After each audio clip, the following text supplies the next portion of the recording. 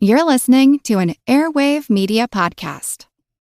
Christopher Media, let's make some noise. Hey, Doris, you want to go to the Rocky Horror Show tomorrow night? That sounds great. It starts at midnight, so you better check it out with your mom. Get her permission. I don't know where you are in the house at this precise moment, but run and get your mother and tell her why she should go and see the Rocky Horror Picture Show. It's like orange juice. It's like everything you've ever known that's good for you.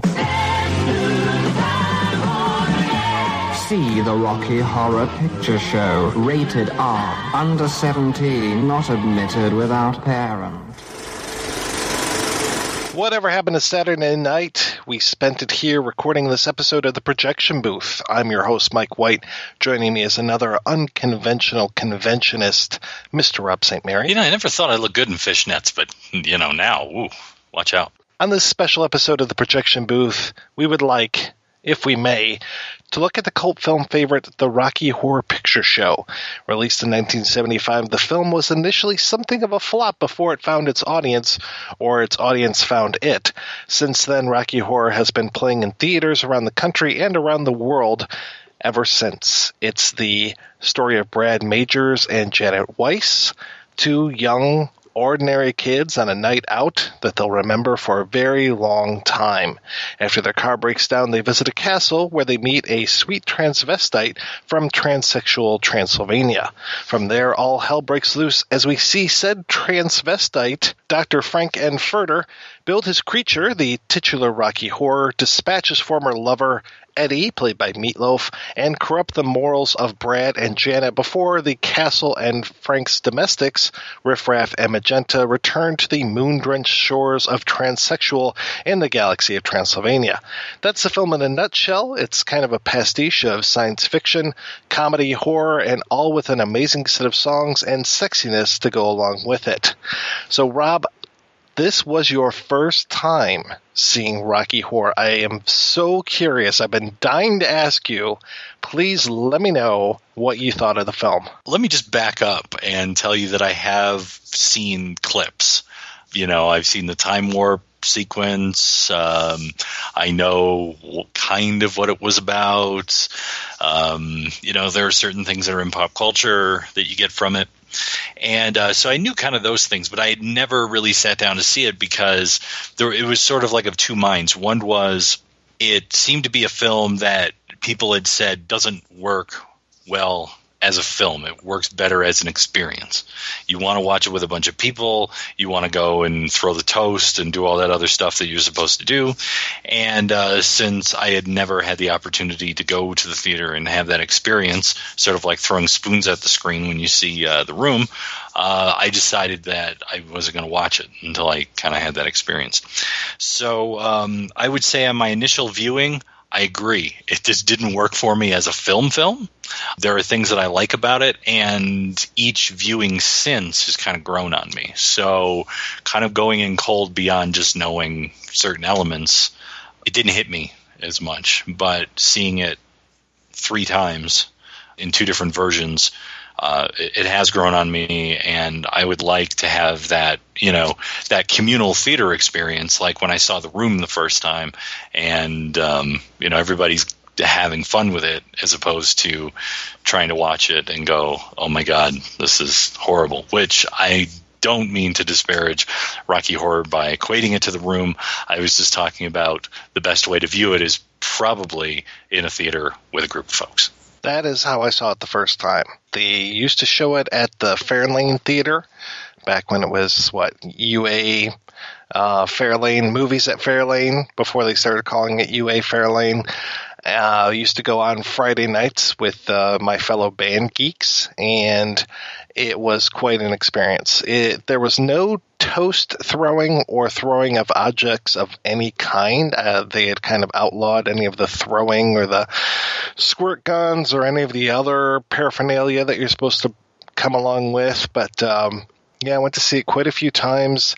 There's a lot of audience participation. They had the group up in front of the screen who are called shadowcasters in some parlance, and it was quite remarkable. Yeah, and I think part of the reason why that stuff was eventually scaled back in terms of what they would allow you to do or bring to the show, and not being able to throw stuff, is that those screens, if they get dirty, they're hard to clean and they're very expensive to replace. So I had read online that, after a few had been damaged severely, they're like, yeah, we're not going to let you do that anymore. So, yeah, when I was working at the Star, somebody threw a pop at one of the screens, and I don't know why they never did anything about it, but it was just like you could just see that pop. Splatter. Oh, yeah. Yeah. Every time you would fade to white or had any sort of bright lights going on, it's like, yep, right there, I can see it. Yeah, I mean, part of the thing with those screens, just to, get more into that, is that they're not a solid sheet of material. They're basically made up of a bunch of tiny holes. And when you look at it up close, if you ever work in a theater, you would see that. And part of that allows the sound to actually come out from behind the screen. So it's a very technically expensive thing. Well, and people don't realize they're covered in pixie dust. Exactly. And that shit takes a lot to harvest. I mean, there's only a couple of pixies around the world, and they supply all the dust. So the film, for me, it's interesting kind of how it starts out. And so you have this whole scene in the beginning with this wedding, and this is where we're introduced to Barry Bostwick and Susan Sarandon as Brad and Janet. And then it kind of takes a leap for me, and I realize that this structure probably has more to do with the stage play. But I felt that it was weird to open with a scene and then go to the narrator, who we keep seeing on screen, and he kind of walks us through and explains what's going on. I kind of felt like it was out of place. Like the narrator should have opened the film, right? Kind of Criswell a la Plan 9.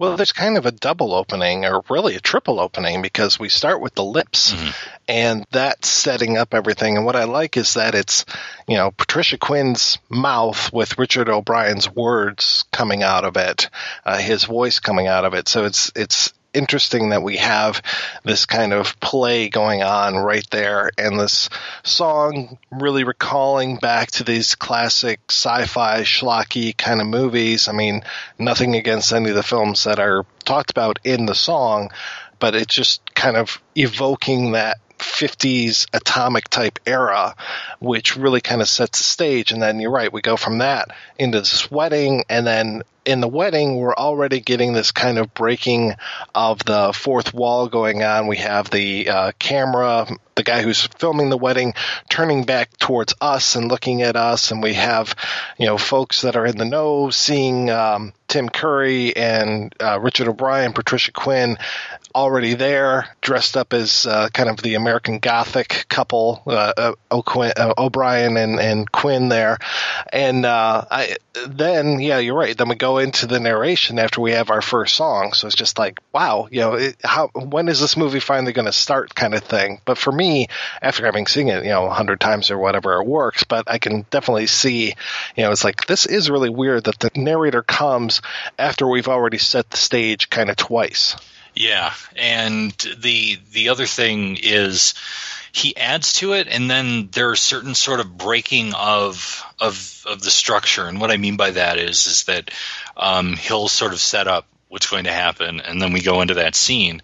And then in the case of Time Warp, he comes back in and shows diagrams of how to do the dance and all this other stuff. So there's sort of this cross-cutting between him and what the narrative is at the same time, as opposed to, all right, this is where we're at, here's the scene. All right, you just saw that, this is the next thing, scene. So they have a tendency to bring him in sometimes, and sometimes I think it works, and sometimes I think it doesn't, the cross-cutting with the narrator, just from a film structure standpoint. And it's interesting that the story has already happened by the time we join the narrator. He's doing this all as the Denton file and being able to look back, and he knows everything that is going to happen. And it looks like he's kind of pieced together all of the events, as best he possibly could, and has photos that he shouldn't necessarily have. There are some scenes that he has that are in the movie, and then he's got, a lot of background on Eddie in there. So it was interesting to me the way that he's so in the know for everything and just kind of leading us through what's happening and then teasing us as well, that whole like, or had they kind of thing. It's because, my friends, this story cannot remain quiet any longer. It has been pieced together from the stories of the miserable souls who survived this horrifying ordeal. You know, like I said, Criswell. You know, to some extent. I don't know why I kept thinking Criswell.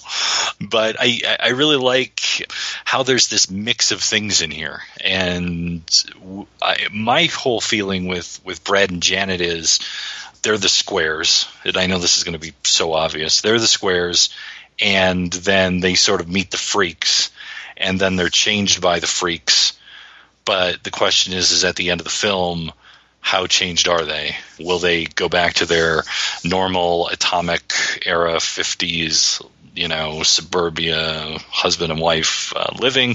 Or will this be such a profound change on them that they have no other choice but to basically become freaks like those that they've interacted with? And I mean freaks in the nicest way possible.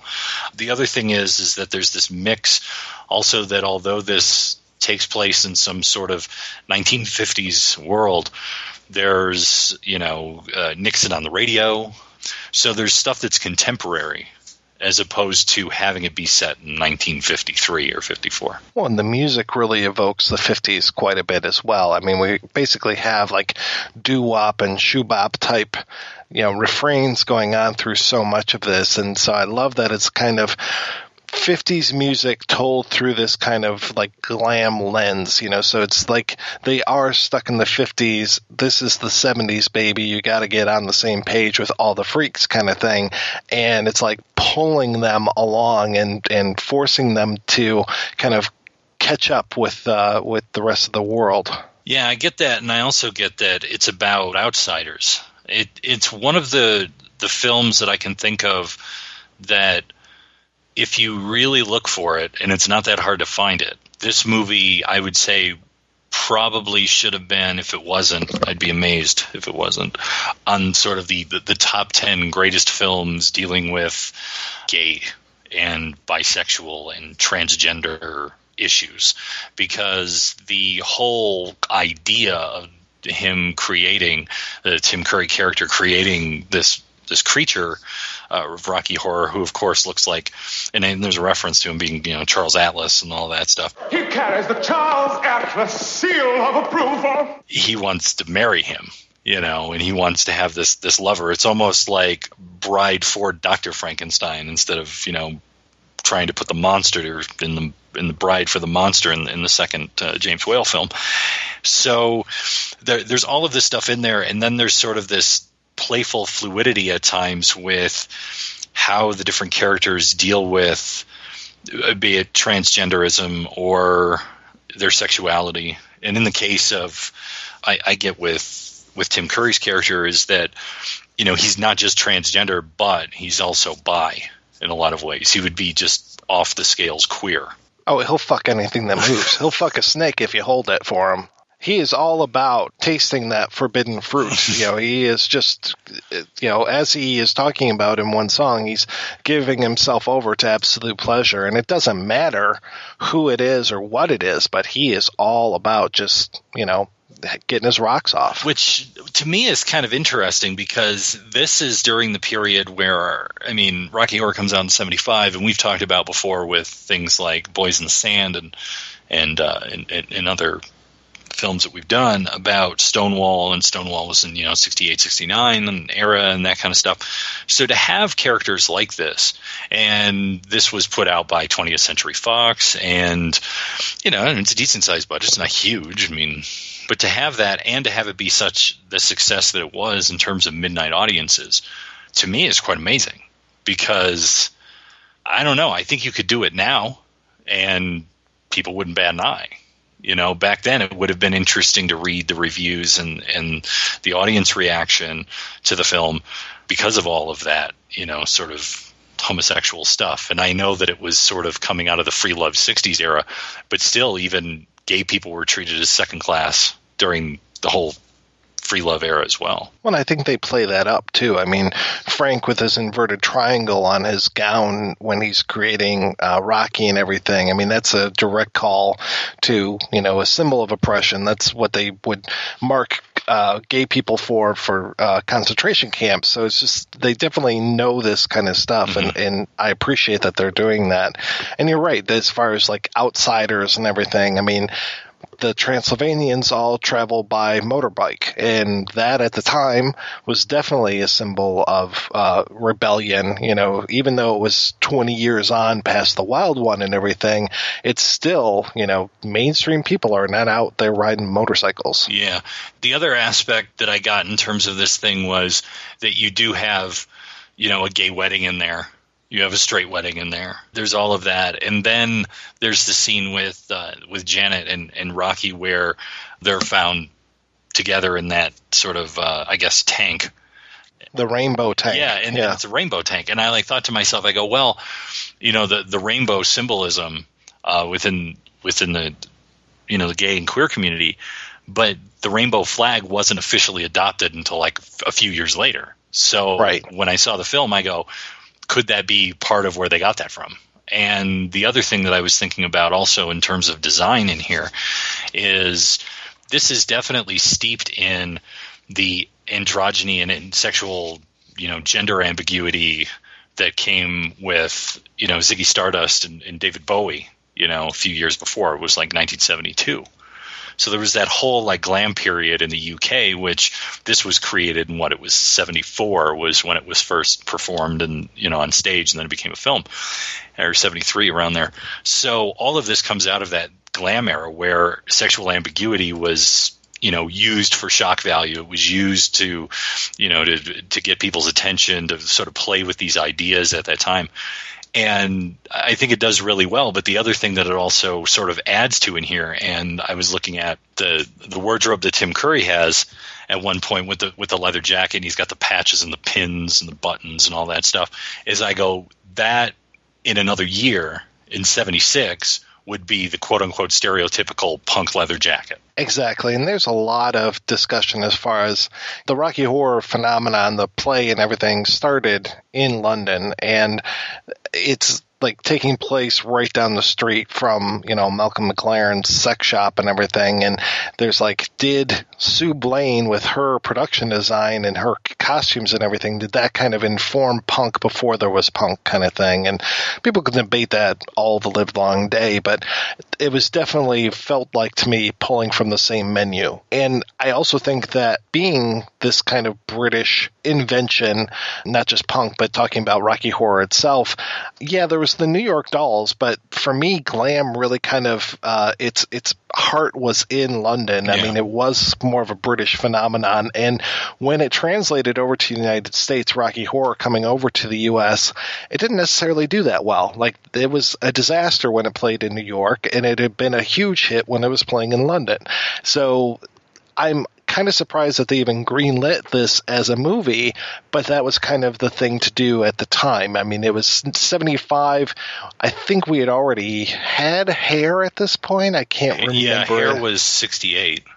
Well, Hair the play was 68, but Hair the movie, the Foreman film, and Jesus Christ Superstar. I mean, it's all coming out of that same, set. And when I'm, reading about the filmmakers and the producers and Richard O'Brien, the composer and the star and all this, I mean, it's everybody is working on these shows. So it's just like, well, he was doing Godspell, then he was doing, Hair, then he was doing, and they're just trading back and forth as far as who's doing what on what.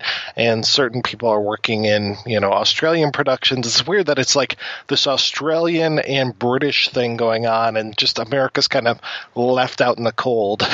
But America's eventually, it was the setting of it, and they were kind of playing against those American conventions. I mean, I think somebody could write a term paper just looking at the way that other works of art are used in Rocky Horror. I mean, looking at the Mona Lisa, Michelangelo's David with the makeup and everything on him.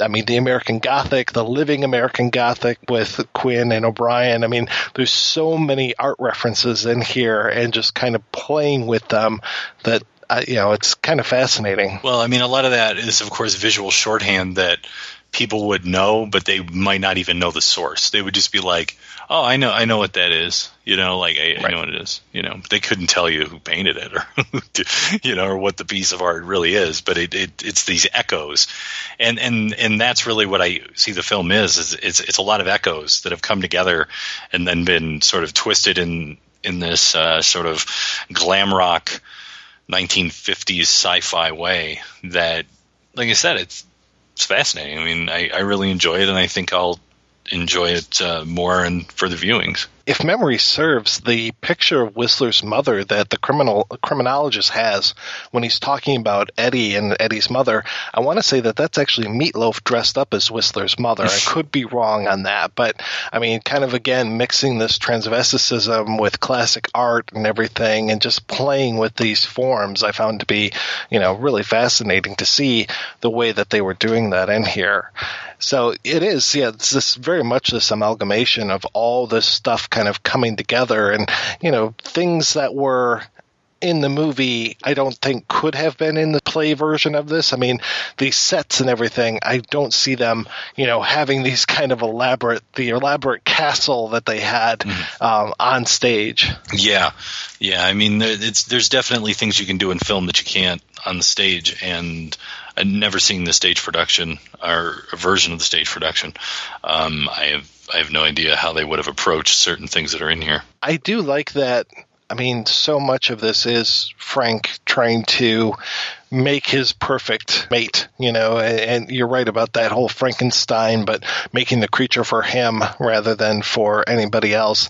And that he kind of starts off with Eddie as almost the template, and using half of Eddie's brain for Rocky, which I have to admit, the first few times that I saw this, I didn't catch any of that stuff. I mean, when you're watching this at a theater and you've got people just shouting shit all the time, it's just like the movie is kind of secondary for a while until you get to see it quite a few more times. And then it finally was like, oh, okay, now I get some of these intricacies of the plot as far as Columbia falling in love with Eddie and with Frank, and the way that this happened and that happened, and why Eddie had the big gash across his forehead, because that's where Frank removed his brain from, and all this. And it's like, okay, yeah, this stuff is finally starting to come together.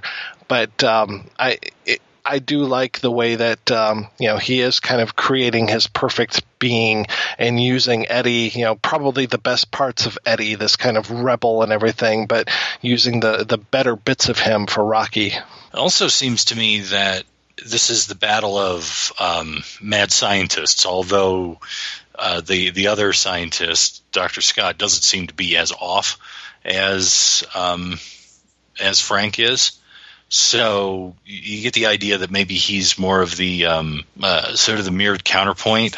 And I was watching a documentary piece on the one version of the film on DVD, and there was an interview with Meatloaf, and Meatloaf said that in the stage production, those who play Eddie also play Dr. Scott. And he was kind of like, well, I guess I'm only in like one scene in the film. Yeah, and it took me a little while to realize that Dr. Scott was a former Nazi scientist. So we kind of go back to that Nazism that I was talking about with the pink triangle and everything.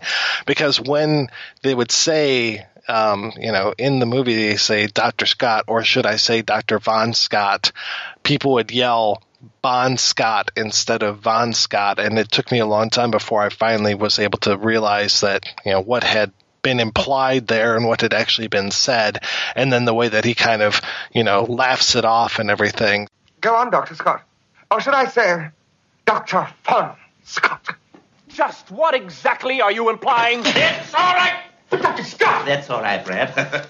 Frank definitely knows that this guy has had this past, and that Dr. Scott does not necessarily want to talk about. So I think he might have been more of a mad scientist in the day before he came over and started teaching science at Denton Refresher College or whatever it is where Brad and Janet met. We had talked a few months ago to the author of a cultography book. We talked to Ian Cooper about Bring Me the Head of Alfredo Garcia, and it's only fitting. There hasn't, as far as I know, ever been a BFI book on Rocky Horror, but there should be. But until that day, and actually really if this guy is willing to write a BFI book, his cultography on it is already great. Jeffrey Weinstock wrote the cultography book on Rocky Horror, and he has done a terrific job. And hey, he's a local guy, kind of. He works up at Central Michigan University. Let's go ahead and play that interview. I'm curious, how did you get interested in the Rocky Horror Picture Show? Rocky Horror is something that I've enjoyed since high school and college. So it was kind of taking something that I had always enjoyed and then turning it into academic focus for me. It was a short leap. What was your first time like with Rocky? Yeah, I got to say, the first time I went, I couldn't quite figure out what all the fuss was about.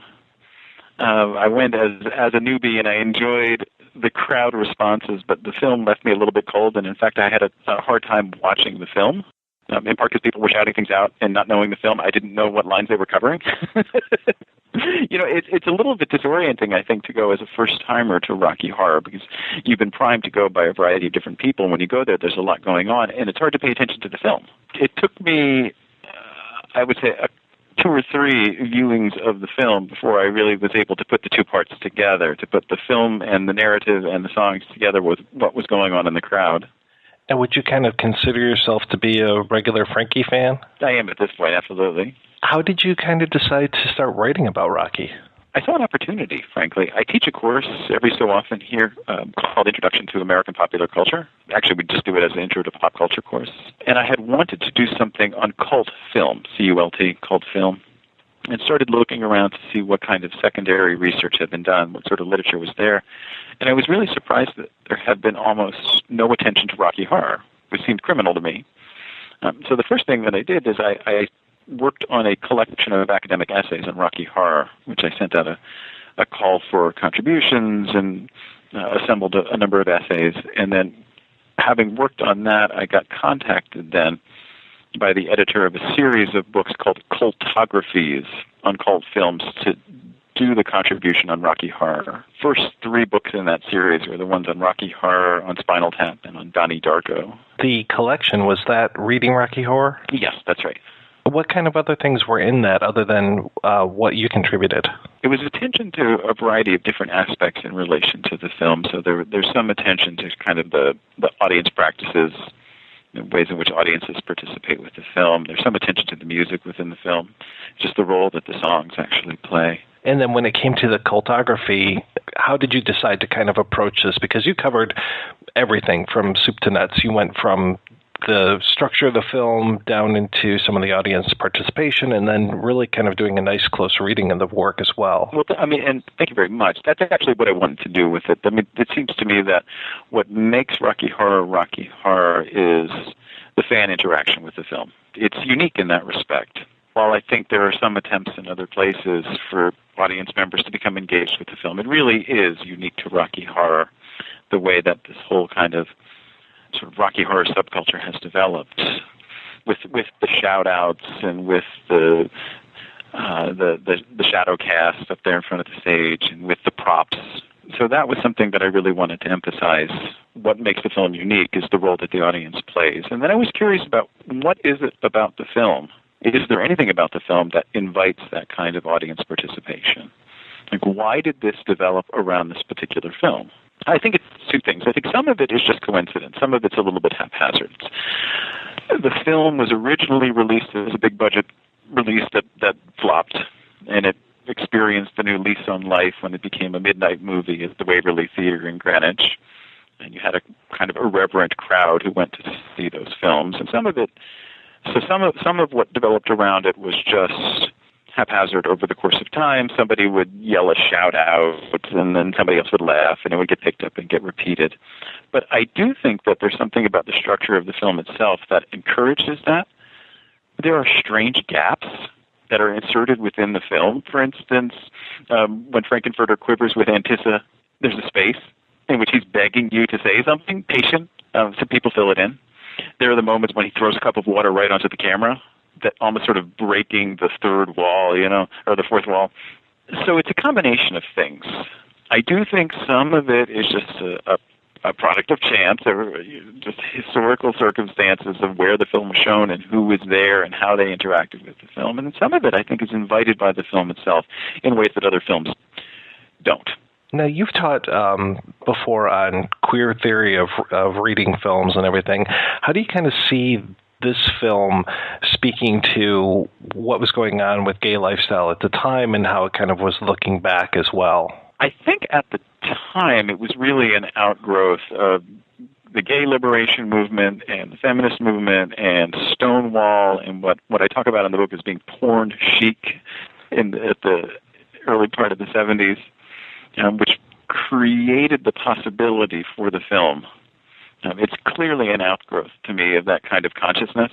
It really does engage, I think, on a number of levels with what was going on within that kind of stew of cultural forces at the moment. I don't know that it retains its same kind of transgressive value today. I really like that there's kind of the double wedding going on in the film with Ralph and Betty and then with Frank and Rocky later on. It seems like it's kind of turning things on its head in a way. Oh, absolutely. You see that kind of that kind of turning things on its head, even from the very beginning, where, you have the wedding that's taking place, which is immediately replaced by a funeral, and then you've got Frankenfurter and Riff Raff who are there in their American Gothic pose. Right from the beginning. I think your point is very good. Yeah, there's the juxtaposition of the two different weddings. You have the traditional wedding and the gay wedding as foils for one another. And then also, so much to do with like eating and just kind of, other traditional like family type settings, it feels like, and just kind of taking those and shifting them a little bit. Oh, yeah, I think you're absolutely right. What's for dinner? Meatloaf again, right? Scenes from everyday kind of traditional American life are turned on their head and casually subverted through this kind of pairing of scenes, as you point out, the pairings of the weddings, and just taking everybody sitting around the table, and it goes from being Sunday dinner to being cannibalism. So there is this kind of conscious, kind of playful subversion of traditional values that runs throughout the film. I mean, they are reasserted at the end, though, which is kind of where there is scholarly debate about Rocky Horror has to do with how to interpret the conclusion in which Frankenfurter's lifestyle is too extreme, and he's obliterated by Magenta and Riff Raff, and there's this restoration of order at the end, which seems kind of sad in comparison. Magenta and Riff Raff, what is going on with those guys? The elbow sex, the brother and sister thing. Talk about a little too extreme. I think, again, it's kind of a how can we playfully scandalize more traditional sorts of viewers? What can we introduce into this film that's going to be outrageous? It's a conscious attempt to provoke dismay from more conservative viewers who probably never even saw the film. One of the things that I really enjoyed about your work was the way you were kind of taking things apart as far as the Pink Triangle and Dr. Von Scott and kind of that cast of Nazism that was going on over the film as well. Yeah, but I called those in the book microhistories. That embedded within the film are these symbols, these little objects that come with their own particular histories. That an awareness of them, I think, enriches your understanding of the film. I don't think they're in any way vital to appreciating the film or enjoying it, but they add an additional level of complexity, and they work together to make it a more interesting film. The Pink Triangle, which relates it back to what we're talking about, the kind of gay pride movement in the 1970s. You see it as a marker of its particular moment. When it comes to some of the audience callbacks, at least when I was seeing this back in the late 80s, there were quite a few things to me that were a little upsetting as far as it almost felt a little homophobic, some of the call and response kind of stuff. Did you experience that when it came to what you saw and what you kind of studied?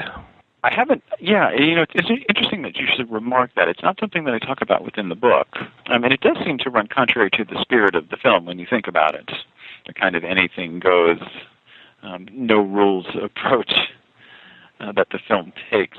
I do think you're right that some of the shout-outs and some of the callbacks do scandalize or kind of insult the characters, but it is fairly even-handed, I would say. Every time that Brad is there, he's an asshole, and every time Janet's name is there, she's a slut. Yeah, I don't know quite what to say about it, other than that I think the audience looks for ways to kind of playfully insult the characters. It is out of keeping, though, with the general tenor of the film. Do you know why there were the different cuts of Rocky Horror, as far as some version had superheroes and another version didn't? My understanding is that it was the British version that had superheroes and the American version didn't, and it had to do with length. Really? Yeah, I don't know that for a fact. I also think my guess also is that superheroes is a real downer. Right. And that for marketing for American audiences, they probably wanted to keep it more upbeat. American audiences traditionally have less patience with that kind of melancholy conclusion. So what was the reaction like to the Cultography's book? It's been overwhelmingly positive. I haven't read any bad reviews of it. Those who have given me feedback or have reviewed it have said nice things about it. I had a great time writing it, and maybe that comes through.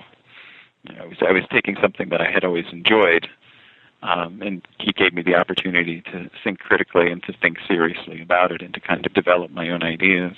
Yeah, personally speaking, it feels like there's kind of like a few different eras of the Cultographies, and yours definitely feels like it's more in the realm of the kind of pure film criticism, whereas some of them, I know it's a requirement to kind of look at like internet reaction to the films, and for me it's like, okay, that's fine and dandy, but I prefer more of the purist film criticism, but yet having that fun, and you definitely, that does come out in your writing.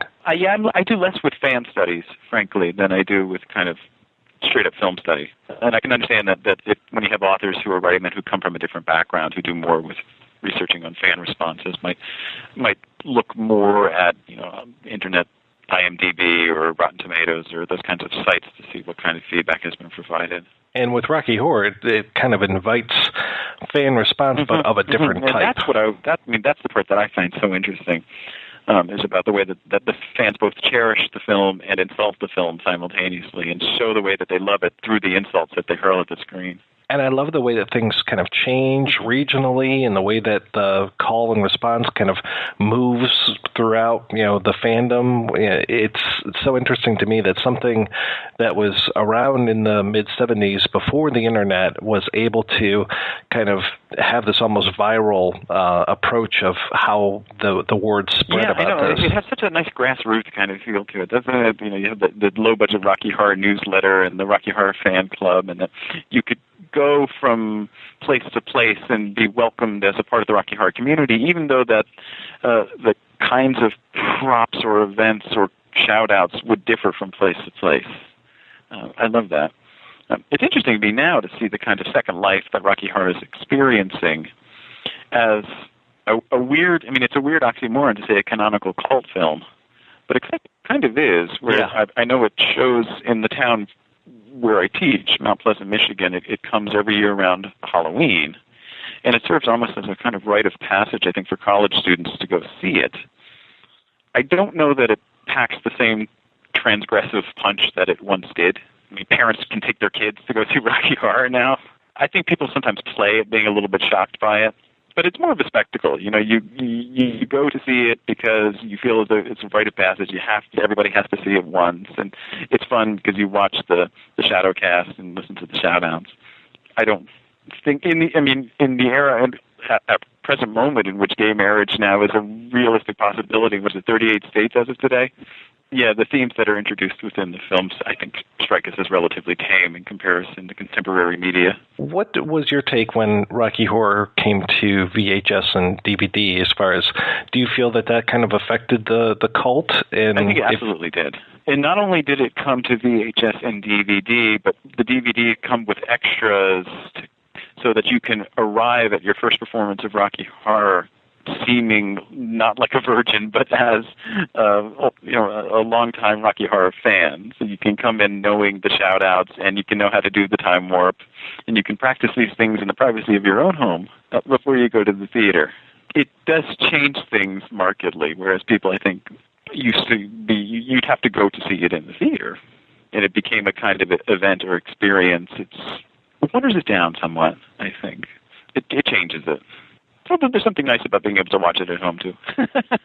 It must have definitely helped out your research. Because I could replay it, and I could make sure that I was getting dialogue right, and I could stop at particular scenes. So, yeah, having it available that way is actually really helpful. Yeah, I was recently reading a review of another film and was noticing that the reviewer was calling one of the characters by a different name throughout the entire review, and I was like, okay, this is pre-video era, so I kind of forgive that, but in today's world, it's like you can't get away with that stuff. No, you got to make sure the details are right, because somebody else can immediately check it out, particularly if it's up on YouTube. Exactly.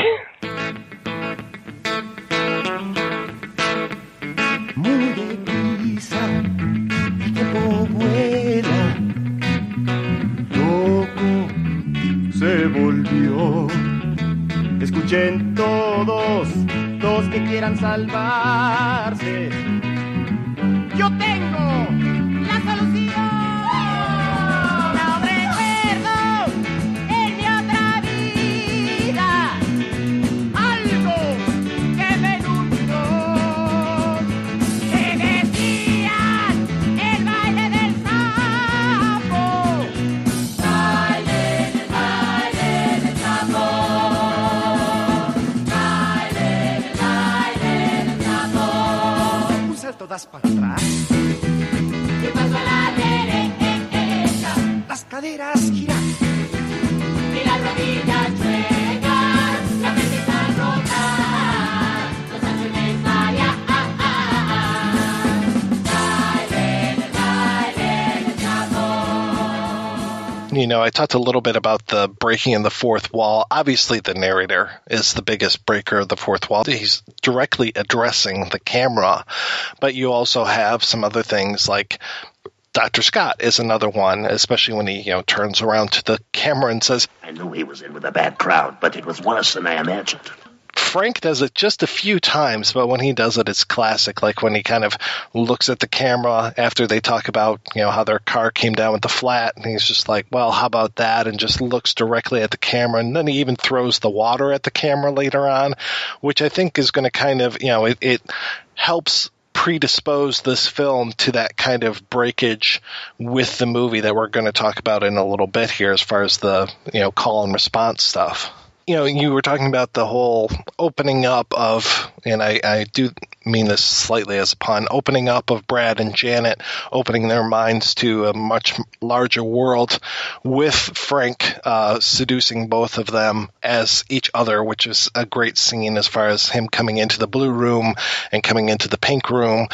I definitely see Janet embracing this so much more than Brad, and Brad seems okay with it right afterwards, him smoking the cigarette and relaxing and everything, but he definitely seems to be, during the floor show, when he is doing his whole, what's this, I feel sexy, help me mommy kind of thing, I think that he's definitely going to have troubles after the castle leaves. I don't think he's going to be able to necessarily handle this. And I think that in a way is pretty much a good commentary on, I would say, and this might be stereotypical, the comment that you see between men and women in terms of sexuality and an expression of sexuality in that way.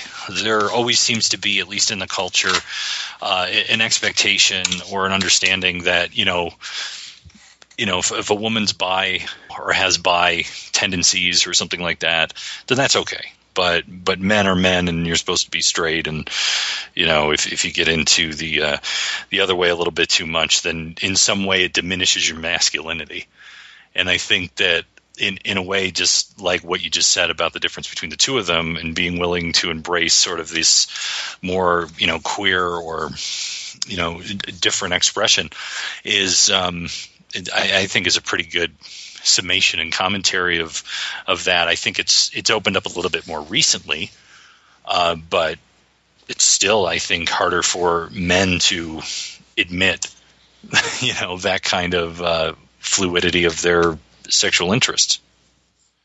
I like to see two chicks do it, but I don't want to see two dudes do it, That's right. There was a bit that Bill Hicks had years ago where he joked about that. He goes, two women is beautiful and all this, and it's like, and two guys is, evil, and all this. So I think he was just kind of joking about that whole idea. But it's true, though. I think it is harder for men to express that broader range of sexual expression than it is for women, at least within the culture. You're talking about this fluidity of gender and everything, and I think there's also this fluidity of characters and everything. What you had mentioned before, as far as, Eddie will play Dr. Scott. Yes, that is probably it's a smart thing to do because you only want to pay so many actors, and there are no two songs. Once Eddie is out of the picture, Dr. Scott is in the picture, and never the twain shall meet, other than kind of that, it's almost like the Titus scene, I suppose, where they're eating Eddie for dinner, having a little meatloaf for dinner, as it were. But there's also some other fluidity as far as, like I had mentioned, the American Gothic and seeing Riff Raff and all four of our main Transylvanians. Well, I don't believe that Columbia is a Transylvanian, but you get to see Columbia, Magenta, Frank, and Riff all in this kind of more Midwestern farmer-type garb kind of stuff, and then get to see them again later on, all dolled up and everything.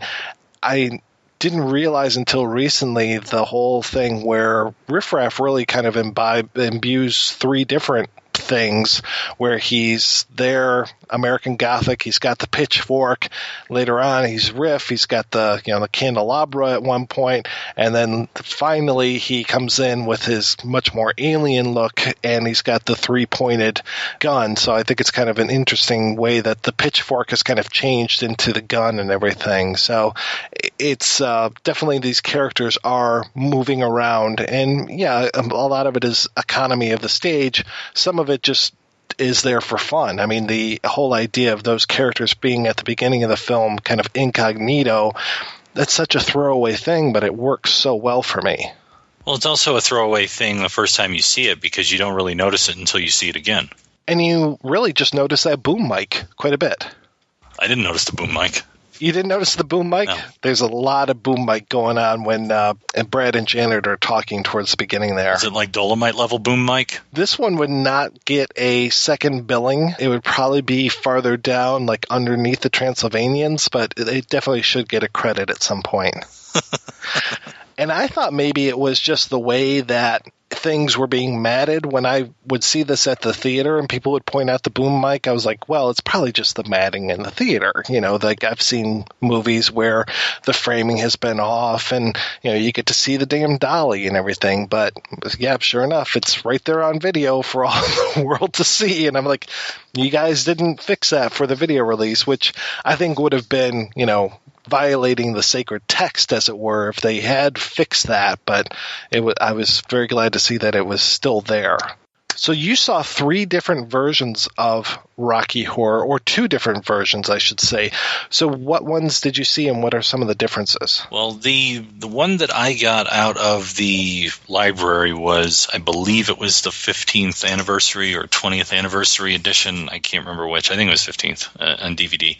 And it had the option to watch it, the American release, the UK release, and then there was also an option where I guess originally, like, Richard O'Brien had wanted it to be sort of like the Wizard of Oz, and the idea was that it would be in black and white until they show up to the ball or to the convention at the mansion. So I watched it all 3 ways just to sort of see what it would look like, because the other one was just they turned it into black and white instead of color. So I can't say that I noticed a lot of really big differences between the US and UK version. I think the UK version is a little bit longer, and I think it has one more song towards the end.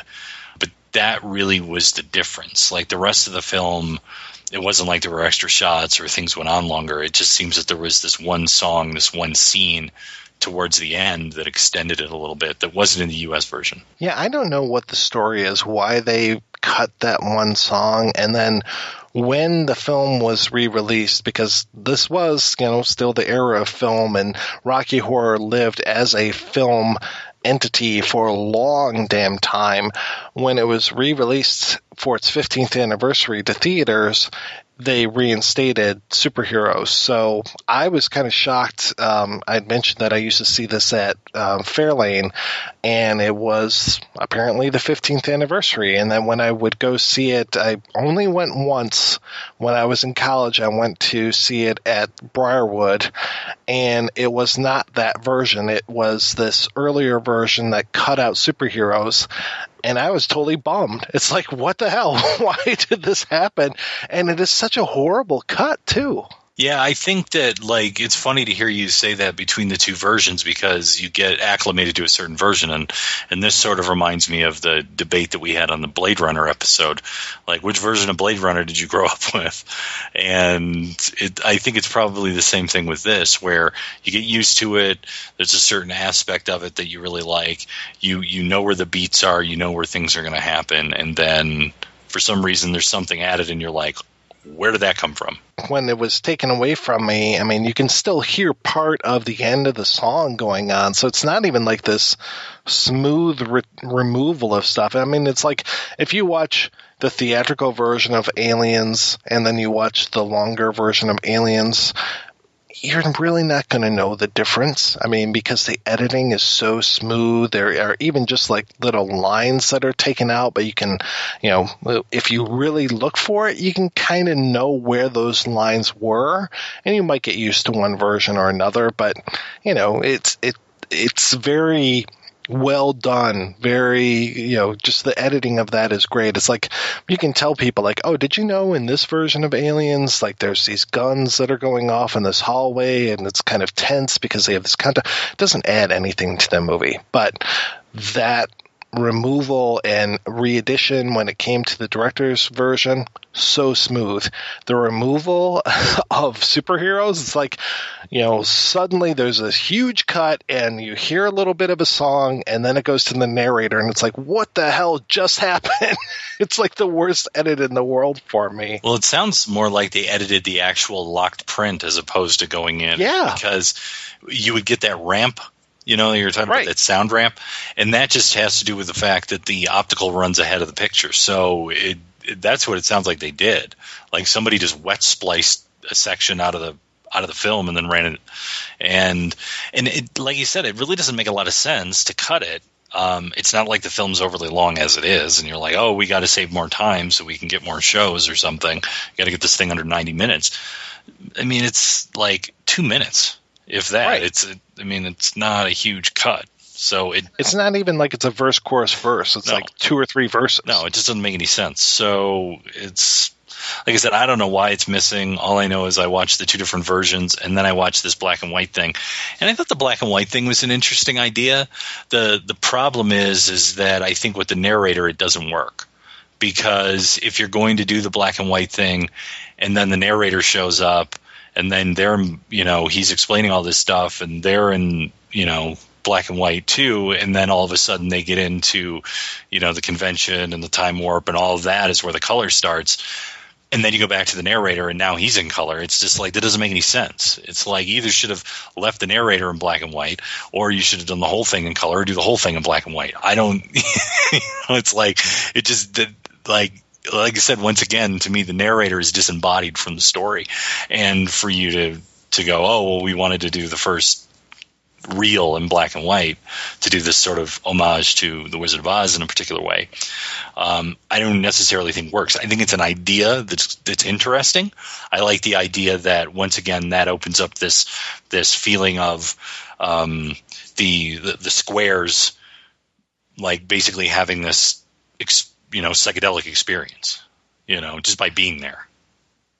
The way I picture it is that Richard O'Brien at one point was thinking, oh, it'd be kind of cool if this happened, and like maybe wrote a note or something, and then it didn't happen, maybe brought it up, maybe didn't, and then like years later it becomes this thing where he thinks that that's what it was, or he just thinks that it would have been cooler if that had happened. I don't know. I mean, I don't mean to disparage Richard O'Brien, but it just feels like, yeah, no, that probably really wasn't the way that you guys were going to do it. I think you would have lit everything differently. You know, the real changes would have had to have happened at the right time, because they're not about to actually, you know, cut color film into the middle. I mean, we saw a little bit of color film being added right towards the end of, you know, World's Greatest Sinner. That's like 2 seconds worth of color film. And, you know, that was probably a quote unquote technical marvel at the time. So it's just like, I just don't see that really happening. So I don't mean to call Richard O'Brien a liar, but I kind of am calling shenanigans on that whole idea. I mean, if I was going to do it, and someone, like I said, if someone wanted to do a black and white kind of thing, the narrator would just be in black and white the whole time. And I think with the narrator being in black and white the whole time, as opposed, and then also this sort of, you know, Wizard of Oz kind of reveal, I think that would lend something, you know, right? Because, like, to me, black and white represents, and this is odd, but it represents like newsreel, it represents authority, it represents like, and it would, especially when you're talking about a narrator who's trying to tell you a story. It could also like symbolically represent like newspaper, you know, to your mind, you know, the idea of, you know, text, print. So the idea of that kind of schematic. But in 1975, they weren't going to, like you said, they weren't going to do that. It was going to be, you know, done much more easily. I mean, today you could do it with no problem in digital. Oh, yeah. Well, I mean, even I was just talking to a friend about this recently, looking at the way that they did The Girl in the Red Coat in Schindler's List. I mean, that movie was shot using black and white stock, but then when it came to those scenes of the girl in the red coat, it was color stock that they then desaturated everything other than the red. And when I went to see that at a theater, you could see a shift in the stock when it came to that particular area. It was just like, whoa, what's going on? Like, everything looked a little bit different. I mean, because black and white stock, like pure black and white stock, I'm not talking like Tri-X or Bi-X or something, but, you know, it has a different grain to it, has a different weight to it. You can just, the way that the light goes through the film itself is so much different than a desaturated color. And so I could actually tell the difference before the girl in the red coat started showing up. I liked what they did. I thought it was very effective, and there was probably no other way that they could have done it at the time as far as, you know, using that change of stock and everything. But it was again, this is Steven Spielberg, 90s. He's got the money. He's going to do it kind of thing. And it was what was best for the film. I don't necessarily see like, oh, yeah, and then we're going to cut right here in the middle. I mean, it's not going to be a real change for when the door opens and we get to see the Transylvanians. Well, the only film that I can think of that cuts back and forth between black and white and color that would have had to been done on film, and I remember seeing it in the theater. I don't know if I was working at the theater at the time, though, was American History X. Right. And the problem with seeing American History X in the theater, because it was switching back between black and white and color, was those sections, I believe, were shot in black and white, and then they were spliced in, and then it was printed on the color stock, obviously. And the problem is that the timing of the black and white sections ended up being bluish. And it didn't have this really true, deep, rich blacks that you'd want. And I think they could color time it for video without a problem, but it just seems like it just wasn't going to be possible within context of trying to do it in a theatrical presentation in that way, especially in that era in the late 90s. Yeah, there's one movie I should probably send you one of these days. It's called Captain Milkshake, where it was this Vietnam story, and they it was shot the opposite of the way that you would think, because they shoot all of the stuff when our main character is at home in the U.S. in black and white, but they shoot all the Vietnam stuff in color, and it was actually supposed to originally be 3D color, and that's just because back home is so safe and everything, and then when you get to Vietnam, it was like this explosion, and the guy just couldn't handle it. It was almost like sensory overload, and that to me really handled the way that they went between the black and white and the color super well. And for what it was I want to say that this was late 60s. This is one of the first Vietnam films that was coming out. I mean, this is right after Easy Rider. It might have been right at the same time. I mean, that was, to me, a real technical marvel that they were able to put that together. See, we're just getting so far afield in terms of talking about one small aspect of this film. But I think that really the movie kind of lends itself to that, because not only do you have these different versions, and people have seen it, hundreds of times, if they're real big fans of this, and we're going almost every weekend, like going to see their favorite band or something. But a lot of this then worked itself into the pop culture, and there's many places I would say that we've seen, references to or just direct lifts. I had never seen Fame before recently, and I only watched it just for the Rocky Horror parts. And have you seen Fame? You Fame the movie or the TV show? Fame the movie, and I'm talking about the original movie, not the remake. It's been forever. I can't even tell you anything about it. I was shocked when the movie starts and it's the guy who played Emil in RoboCop is one of the main characters in Fame, and he's like telling this really heartfelt story, and he ends up being this really sensitive, like young gay guy who's just kind of coming to grips with his sexuality and stuff. And I'm just like, holy shit, that's Emil from RoboCop, who like turned into like the cancer-eating man on the X-Files, and he was this total asshole on ER and stuff. And I was just like, oh my god. And he had tons of hair. He's got like this red hair going everywhere, and it was just like, so other than that, I wasn't that impressed with Fame, but I was happy to see them talking about Rocky Horror, and they kind of worked that into the texture of the film. And they kind of did somewhat the same thing with a more recent film, The Perks of Being a Wallflower, which it was kind of interesting to me. That was written by Steve Chbosky, I believe, and Chbosky is I want to say, if he's not a fellow U of M graduate, he definitely was in Ann Arbor around the same time that I was, so he's probably referencing some of these Ann Arbor screenings of Rocky Horror, which I mentioned before. I only went to one screening because I didn't really like what they were doing at that particular showing. They were just really loud and not on point with their call and response or anything. So I was just like, this is really fucking sloppy. I would think that Rocky Horror in a college town would have been glorious, but unfortunately I thought it was just a big fat mess. If you're going to do it right. And then we've seen Rocky Horror show up, of course, in Glee. I know you were a big Gleek, Rob. Yeah. And I was also a Dalek at the same time. It's amazing. A Dalek?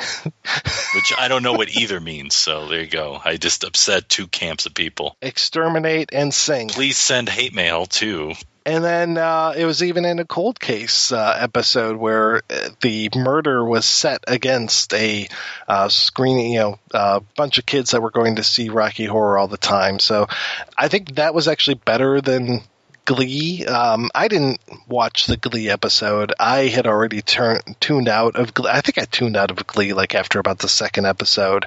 And then I tried to watch another one like a few years later, and I was like, oh my god, this is the exact same show as it was before. It's just these kids look older, but it's the same stupid intrigue of who's going to try to get this person in trouble, and I couldn't watch that show.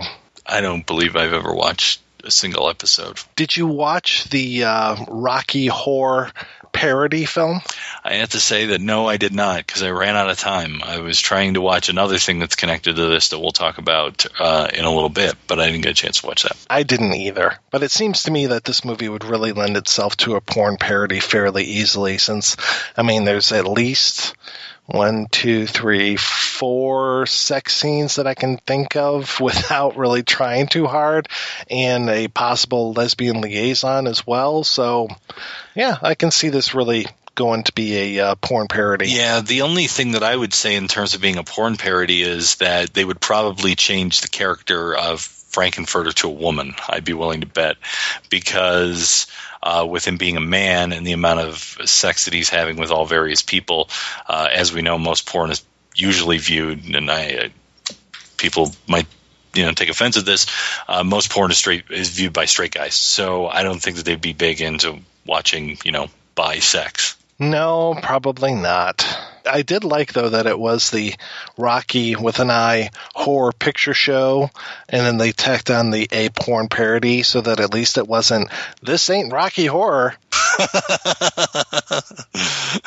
This ain't the projection booth. I fucking hate those. This ain't.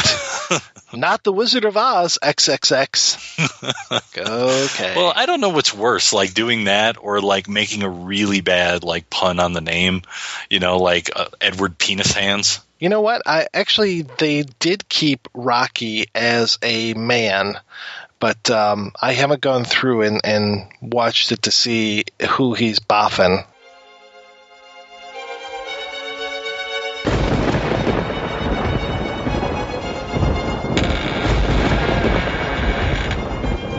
My name's Brad, and this is my wife, Jen.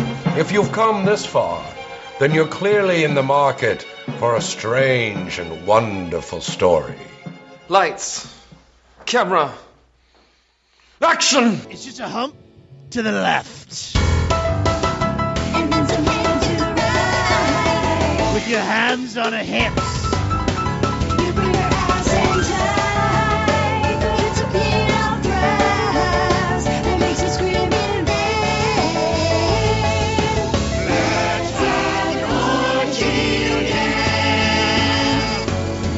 Let's have an orgy again.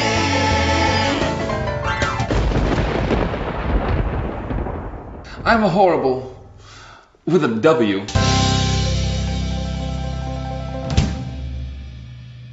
I want to say that they changed Rocky. Rocky is more fluid when it comes to the stage play. I want to say that Pat Benatar, no, Joan Jett might have played Frankenfurter on stage. Another place that it kind of pops up, and I didn't realize it until I watched it, until I watched Rocky Horror, is And I don't know why I didn't think of it earlier. And I actually sent him a couple of messages to see if it was the case. And he goes, yeah. He goes, I think it was pretty much was the case. Is Terra Firma, which we did on the show. And Will Keenan, who plays the character of Casey in there, who I don't want to ruin the ending for you, but there's some transgenderism within that film. But at the very end, he's sort of dressed in these fishnets, and his voice, the way that he's delivering these lines sort of sounds like Tim Curry at times. Oh, yeah. Now that you say it, I can kind of see that. Yeah. I definitely didn't pick that up the first time, though. Yeah, he has kind of this, lilting voice, like, so, Jerry, why did you do this to me? And, I could have loved you and all of this. And I was like, as I thought back on it as I was watching it, as Tim Curry, and I was like, oh, okay, I think I know what Lloyd was kind of doing there. It took me a long time before I figured out what kind of accent Tim Curry is doing in the film. He's got that whole like how he's rhyming. Let me show you a rhyme and maybe play you a sign. Oh, it's just like this weird, like the way that he's kind of morphing his vowels in certain parts, and it's like, what is he doing? And I didn't necessarily even figure out what words he was saying for the longest time. I also had trouble with Columbia quite a few times when she was singing. There's one line where she says, I fell in love with a certain dope. And I always thought that she said she fell in love with a sitting dog. A sitting dog.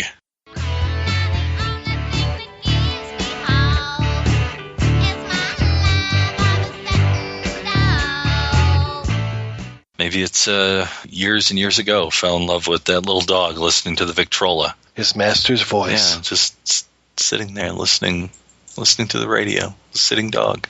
Rod, let's go ahead and let's take a break and play an interview with Scott Michaels. He's one of the co-authors of a very voluminous book. It's not an arm breaker by any stretch of the imagination, especially in paperback, but you've got a lot of great interviews in here, especially talking to a lot of the folks that were involved in the early days of Rocky Horror.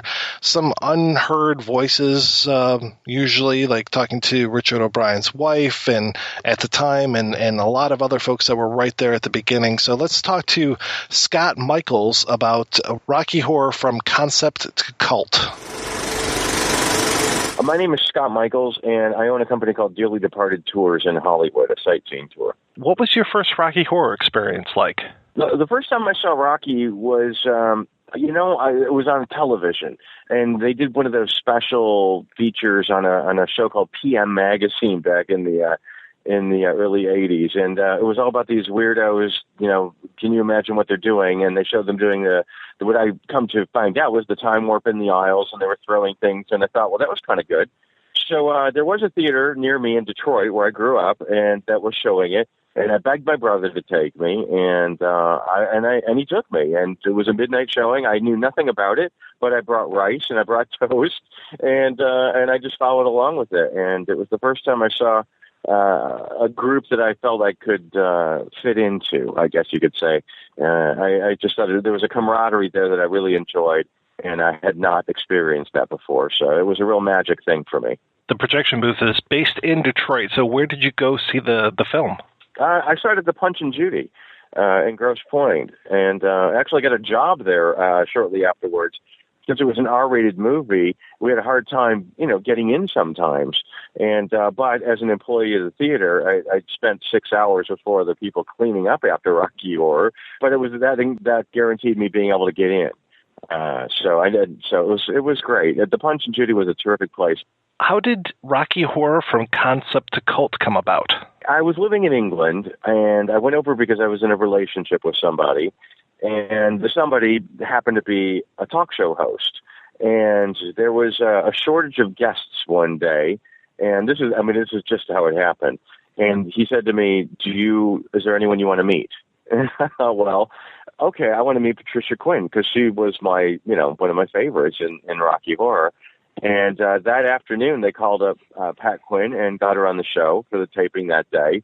And I went down and met her, and I was completely starstruck. I afterwards, I was doing the whole, incest is best thing with Pat, and we ended up hitting it off. And I mentioned that I was writing, because I have a website called findadeath.com that I write the ends of people's biographies, and I didn't really call that real proper writing, but it is what it is.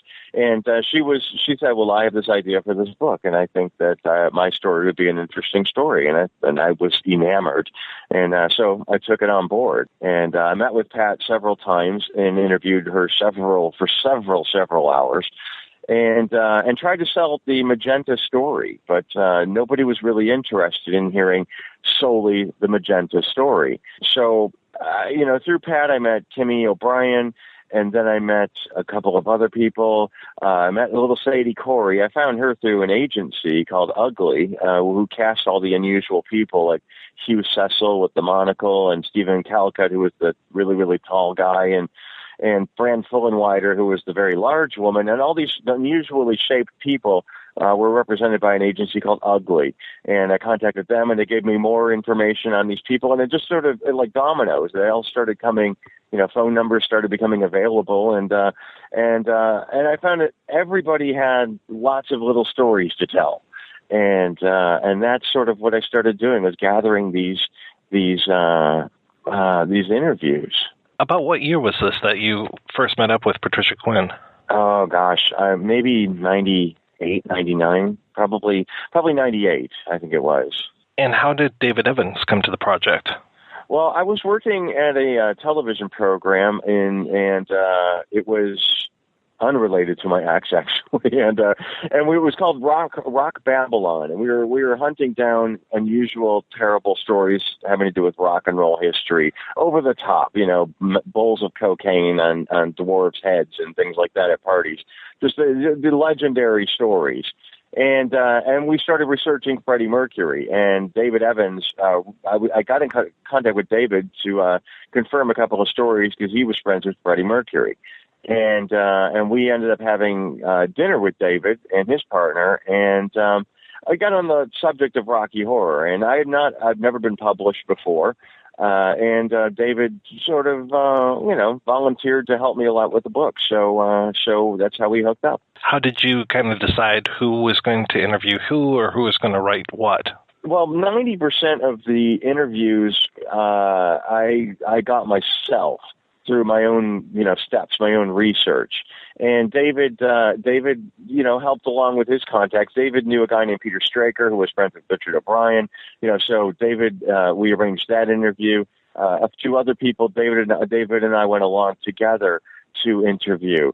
But I'd say a majority of the interviews I got myself. And David is a very clever writer.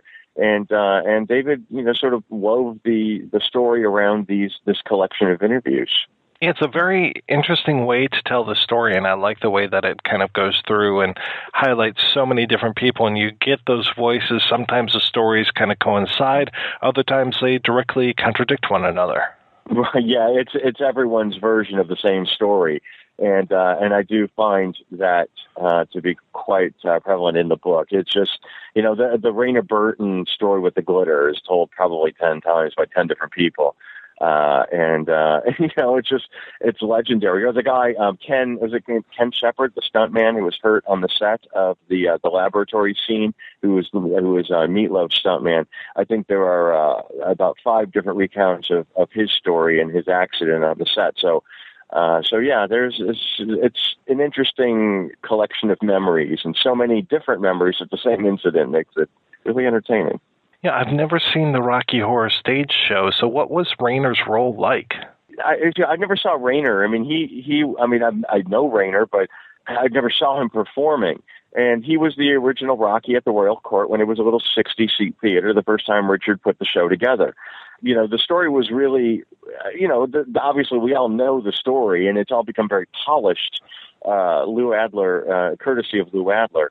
And it's, Rayner was, I think Rocky, the character of Rocky, I think had a much more spoken role in the play than he did in the film, and more of a personality rather than, I don't want to speak ill of Peter Hinwood, but he was a pretty prop.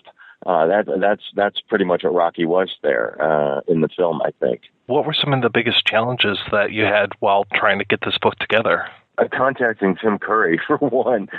Because now David Evans knew Tim from back in the day when he hung out with Peter.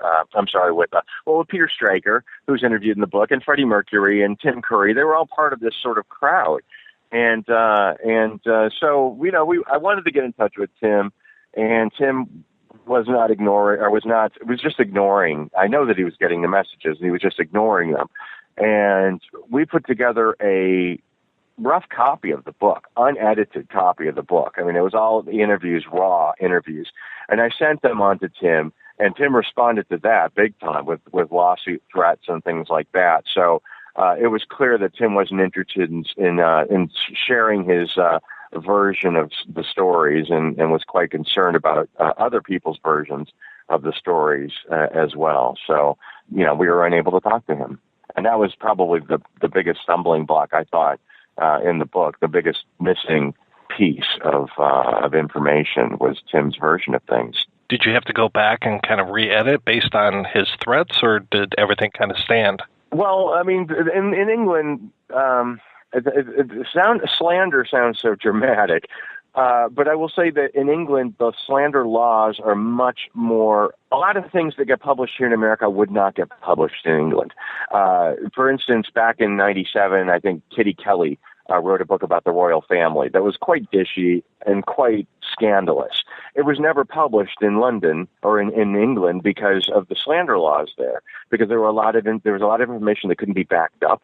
there was a lot of information that might be considered damaging to some people and their reputations or possibly their career. And that was the case with this book. Certain things we couldn't include in the book because we couldn't prove it, because it was hearsay, because somebody said something else about somebody, and it's a lot of things we could not include for that reason. It might affect somebody negatively, or it was somebody claiming that somebody said something else, and unless it comes from them directly, you can't really do that. And also, just out of politeness, there were some things that just were really unnecessary to keep in there, and just because they were kind of mean-spirited statements. And I don't mean to drop like a tidbit in there about like kind of stringing you along. I mean, it's quite clear that there was some animosity with some of the people, and that's not left for speculation in the book. That's addressed. But we thought that there were some things that were really unnecessary with some of the exchanges and things like that, so that we left a lot of that stuff out. I have to say that the most interesting interview, and I put interesting kind of in quotes, was Kimmy Wong O'Brien. I don't know if I could have lasted through that interview. Kimmy was really sweet. Kimmy is, I don't want to sound condescending at all, but Kimmy is gone through the ringer, and is a delicate individual. And also, when I was doing this book, I'm not a professional interviewer. Now I can do it. Now I could, I know how to reel people in. And, when they start getting off on a tangent, I would be able to step in. I didn't know how back then. So what you see is what you get. And there was a lot of thoughts trailing off into nowhere and things like that.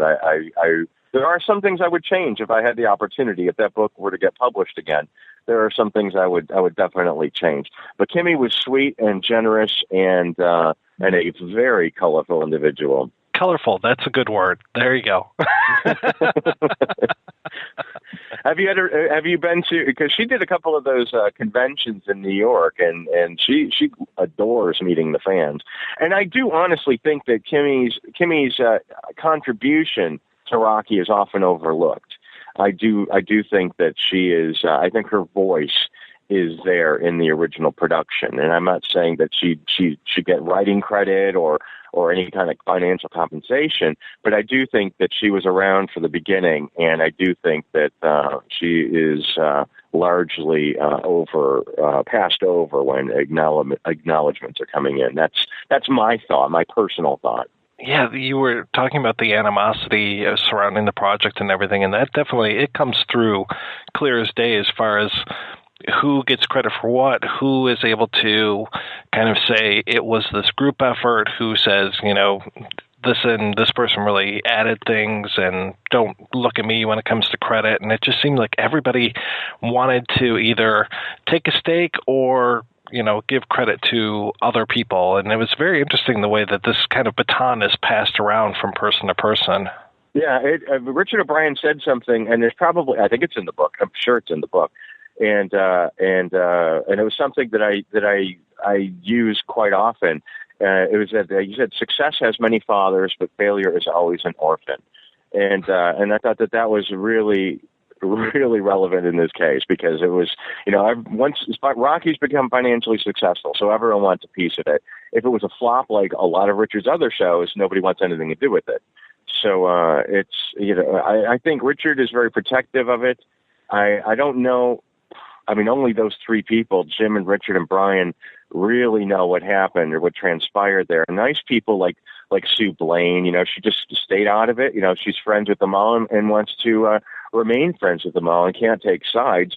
Jim Sharman, oddly, is silent during all of this. I don't know if you've read his book, but Blood and Tinsel, his autobiography mentions Rocky in about 2 pages, and it's really interesting. It's really interesting, and Richard embraces it.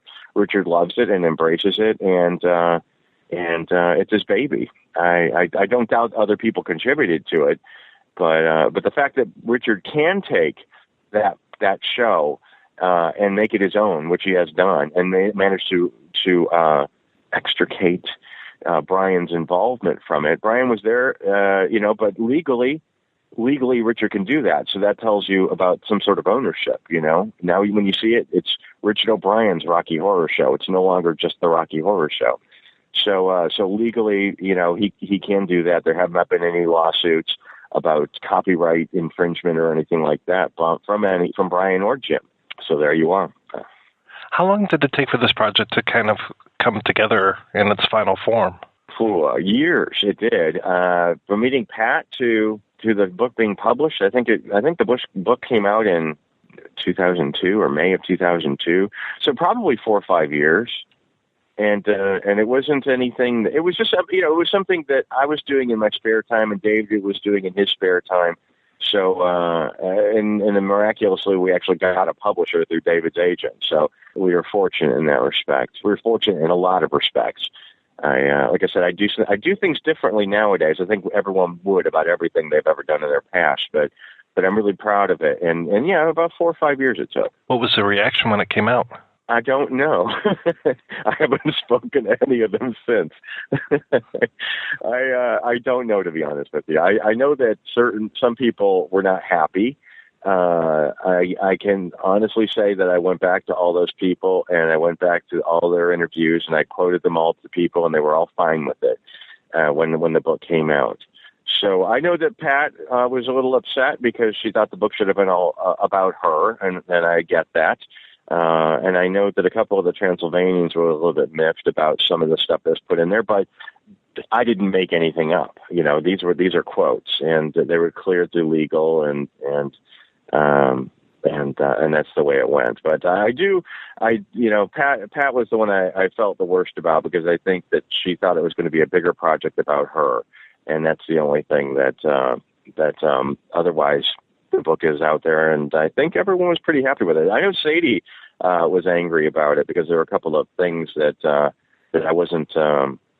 There are certain things I didn't get, nuances about British vocabulary and British expressions, and I screwed up a couple of things here and there on Sadie's interview. So I'm sure there's a couple of those things in there too. But all in all, I'm happy with it. So when did you come back to the U.S.? I left Britain in about a month after the Rocky book came out.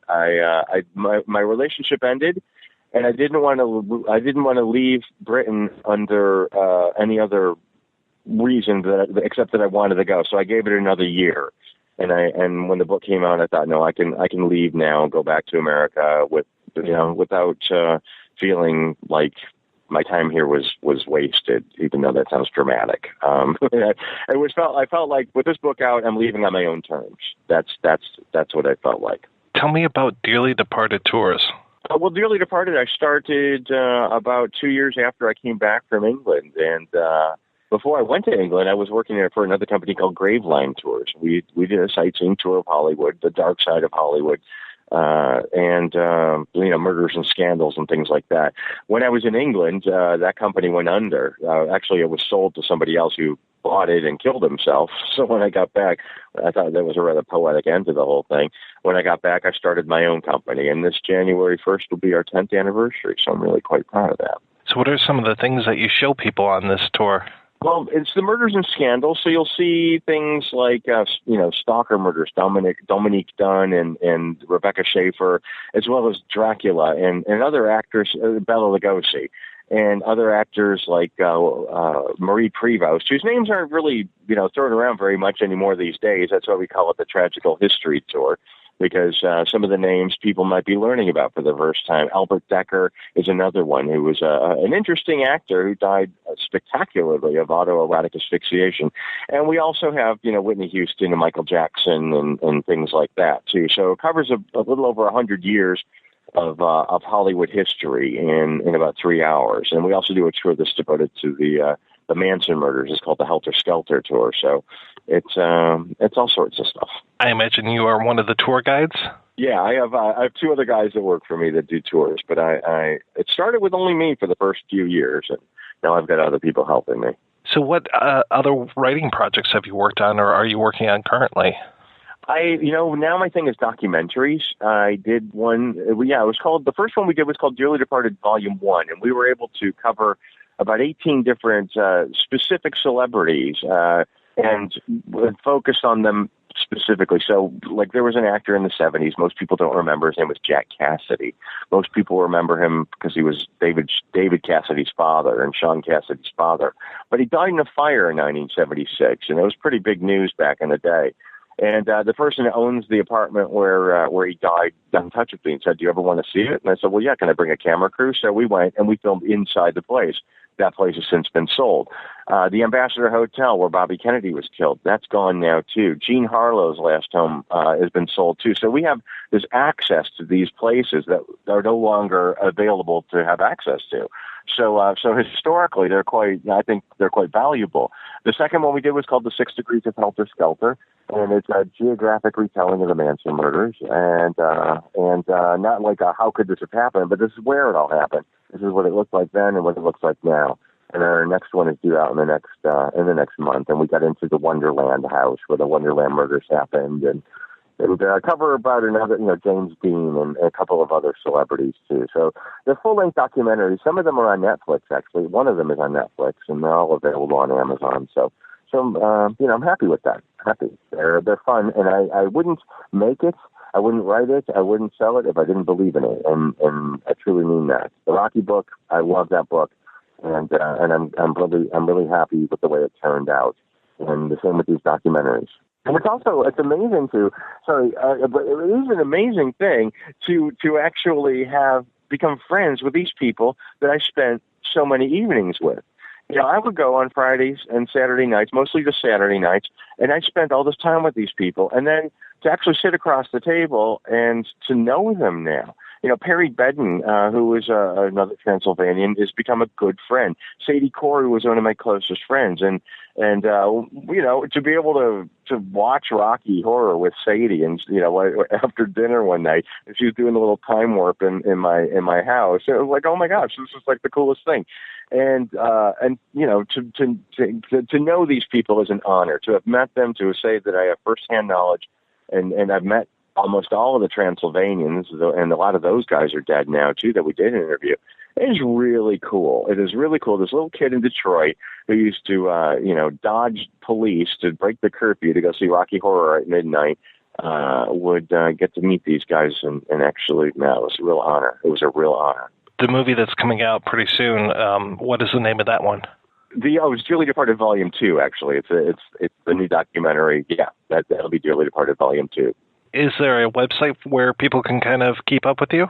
Well, there's DearlyDepartedTours.com, and on Facebook is easiest. Just look up Dearly Departed Tours, or my name's Scott Michaels, and I'm on there all the time. So, and also I have a little Facebook page for Sadie. It's called We Love Sadie, Corey, and Rocky Horror. And so there's, anytime I find stuff about Rocky, I always post it on there. But that's my little tribute to Sadie. We were very, very close, and she was one of my best friends. And it's my little memorial to her. Oh, and also, Mike, I should tell you, I don't know, I have, in Dearly Departed Tours, we have a little museum in our office. And, I have things like the suitcase that Jane Mansfield packed the night she was killed, and the bed that Rock Hudson died in. But I also have in the back of my shop my little Rocky Horror museum. And I have Sadie's suit that she did the time warp in. I have the original models that Brian Thompson made that are, the photographs are in the book of the bedroom, Frank's bedroom, and of the church. He made those by hand, and 20th Century Fox built the main sets from those.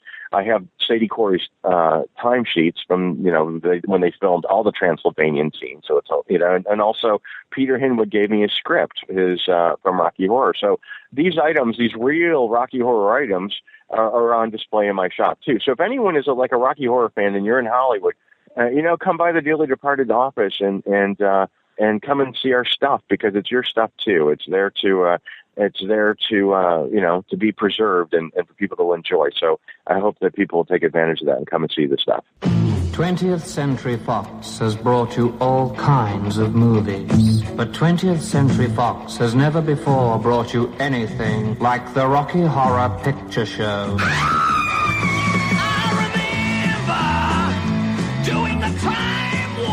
The Rocky Horror Picture Show is wonderfully weird. It's fabulously freaky. We are ready for the floor show. The story is strange. I knew he was in with a bad crowd, but it was worse than I imagined. The songs are super. Just a sweet transvestite. The cast is completely crazy. Oh, Rocky!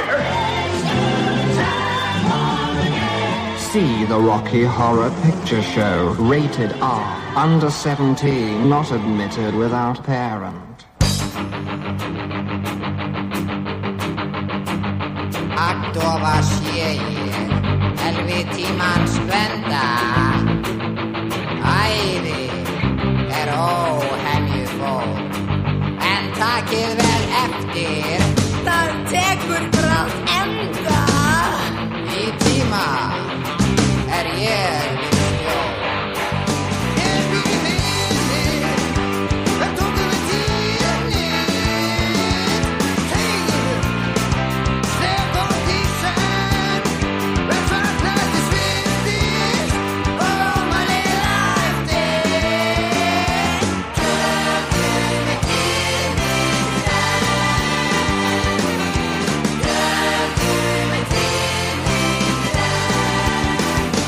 Vakurt vinstra hopp.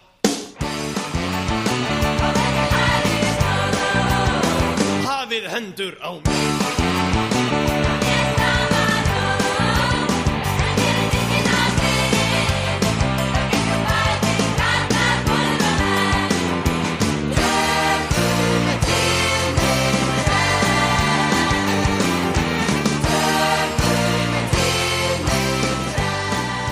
So when you talk about Rocky Horror, you can't really not talk about the fans and the entire experience of going to see Rocky Horror. And I'm sorry that you haven't seen it in this context, Rob. And next time you are out in Detroit, we're going to find a Shadowcast that does this, and we're going to participate in this. Not participate as far as the fishnets, unless you want to go that far, but I'm definitely willing to go and watch.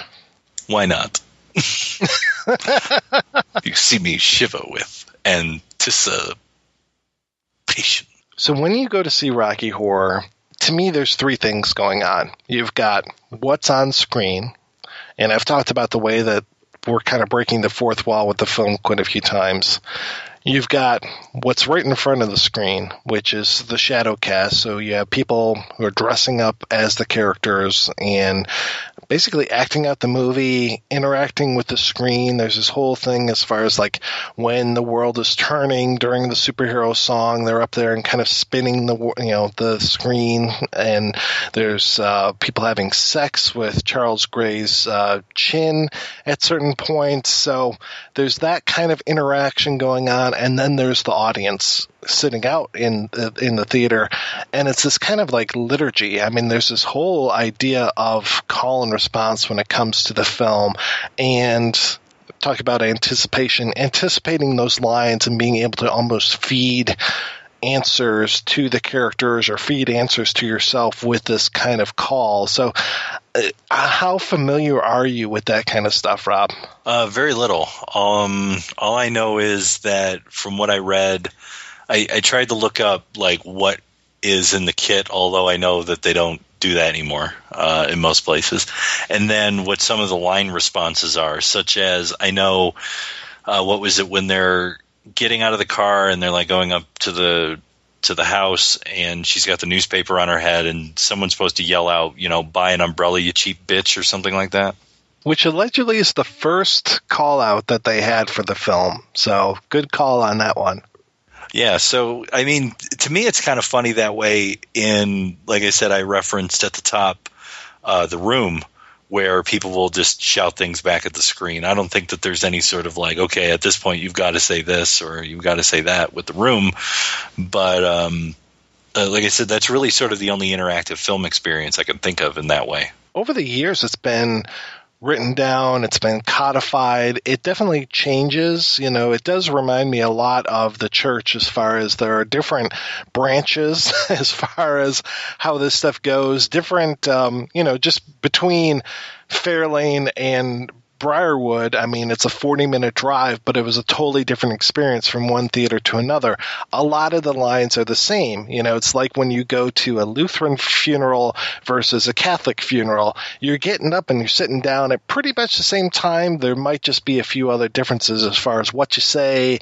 And, you know, I mean, to an outsider like me, you might as well just call yourself fucking Catholic. You're pretty much there. Maybe you don't believe in like the saints or the Eucharist is a little different or something, but to an outsider, you're almost exactly the same. So sorry, Martin Luther, wherever you are, but you know, you might have had your 99 gripes, but it really hasn't worked out so well for you.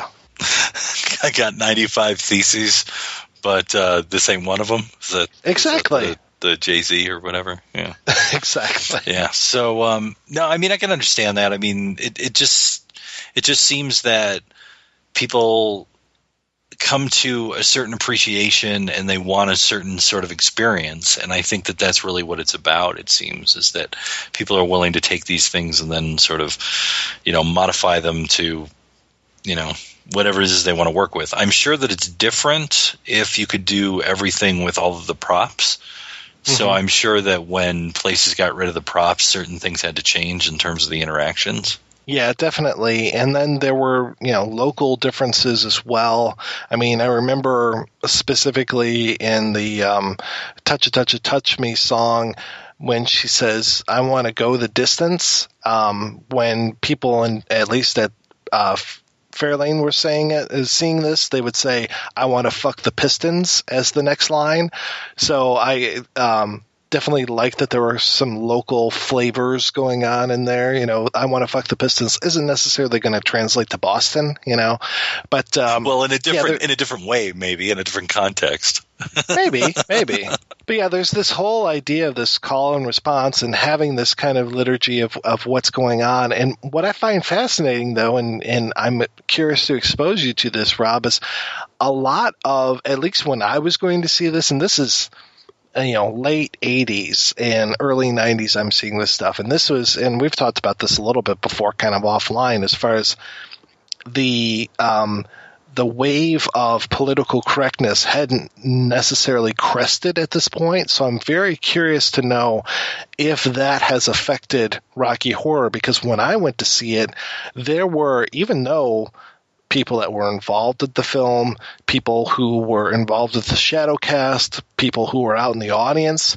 I mean, there's a lot of different stripes of heterosexuality, bisexuality, homosexuality going on. I mean, we're all over the Kinsey scale inside of here, but there were a lot of kind of ribald, bawdy, homosexual slurs almost. I mean, there's just a lot of like playing with gender when it comes to the call and response. I mean, there's this whole thing about like, you know, what's it like when Rocky comes in your face, that you say that before Frank says, like I'm outside in the rain. And there's just like, there's some other things where it's just like, you know, talking about getting fucked in the ass all over the place. And yes, there's some very phallic imagery going on in the movie. I mean, the handles inside of Rocky's, Frankenfurter's, scientific lab and everything are very dildo. I mean, his the candy cane workout thing that he has is a big old dildo and everything. So there's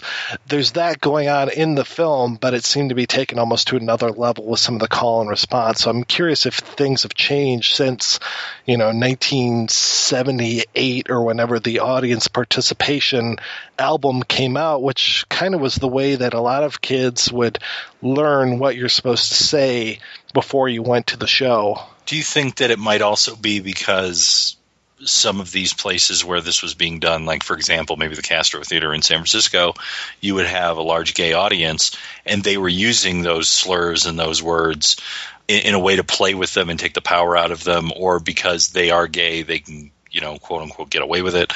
Like, you know, the idea of, you know, use of the N-word in black folks. You know what I mean? Do you think there's any of that involved? There could be. I mean, the one that always got me was, in just 7 days, I'll make you a man.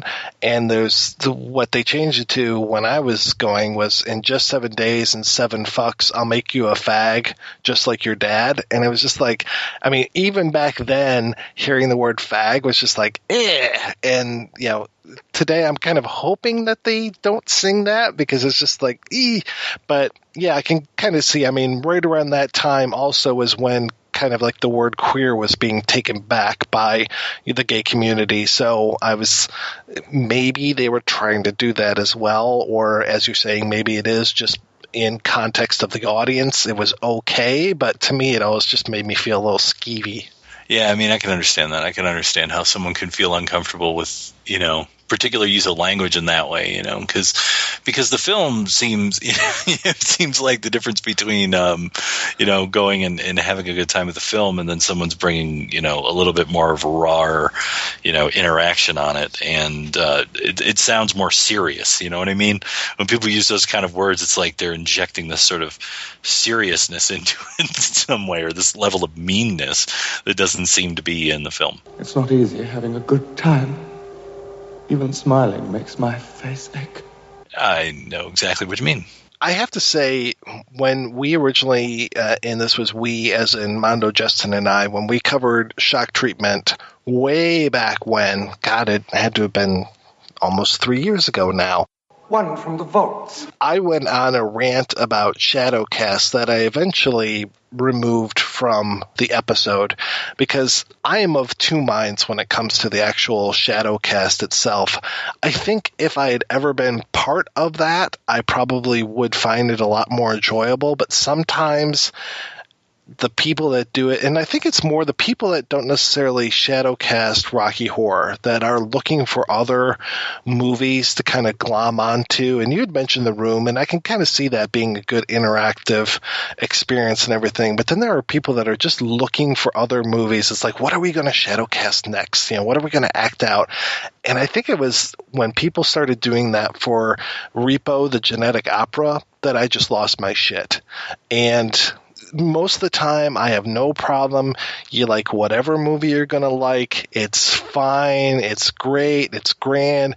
Go out. I don't care. Terms of endearment on Golden Pond, whatever floats your boat. Watch whatever movie you want. Big Business with Lily Tomlin and Bette Midler. Go nuts. Have fun with it. Do whatever you want.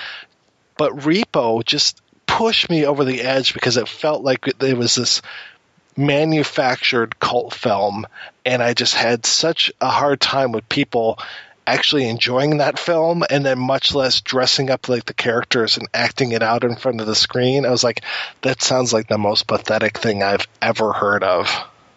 Yeah, I don't know if anything can come to the level of interactivity that I've read and understand when it comes to this film. Like I said, the closest for me, because really the only one for me that I've ever had that sort of level of interactivity with, was the 2 times I saw The Room in the theater. And just the throwing of the spoons and, people yelling out stuff that, there was no script. There was nobody trying to, act it out or, answer back to the screen. I mean, I just remember me when I saw it, just yelling at the screen, "Who are you?" Because there are characters that appear in the room, who are never really introduced, and they're having these meaningful conversations. It's like, "Who are you? Who are you?" I just remember getting drunk and yelling, "Who are you?" over and over again. And then the other one was just with The Room and the whole thing about her bringing up the cancer, and that's never brought up again.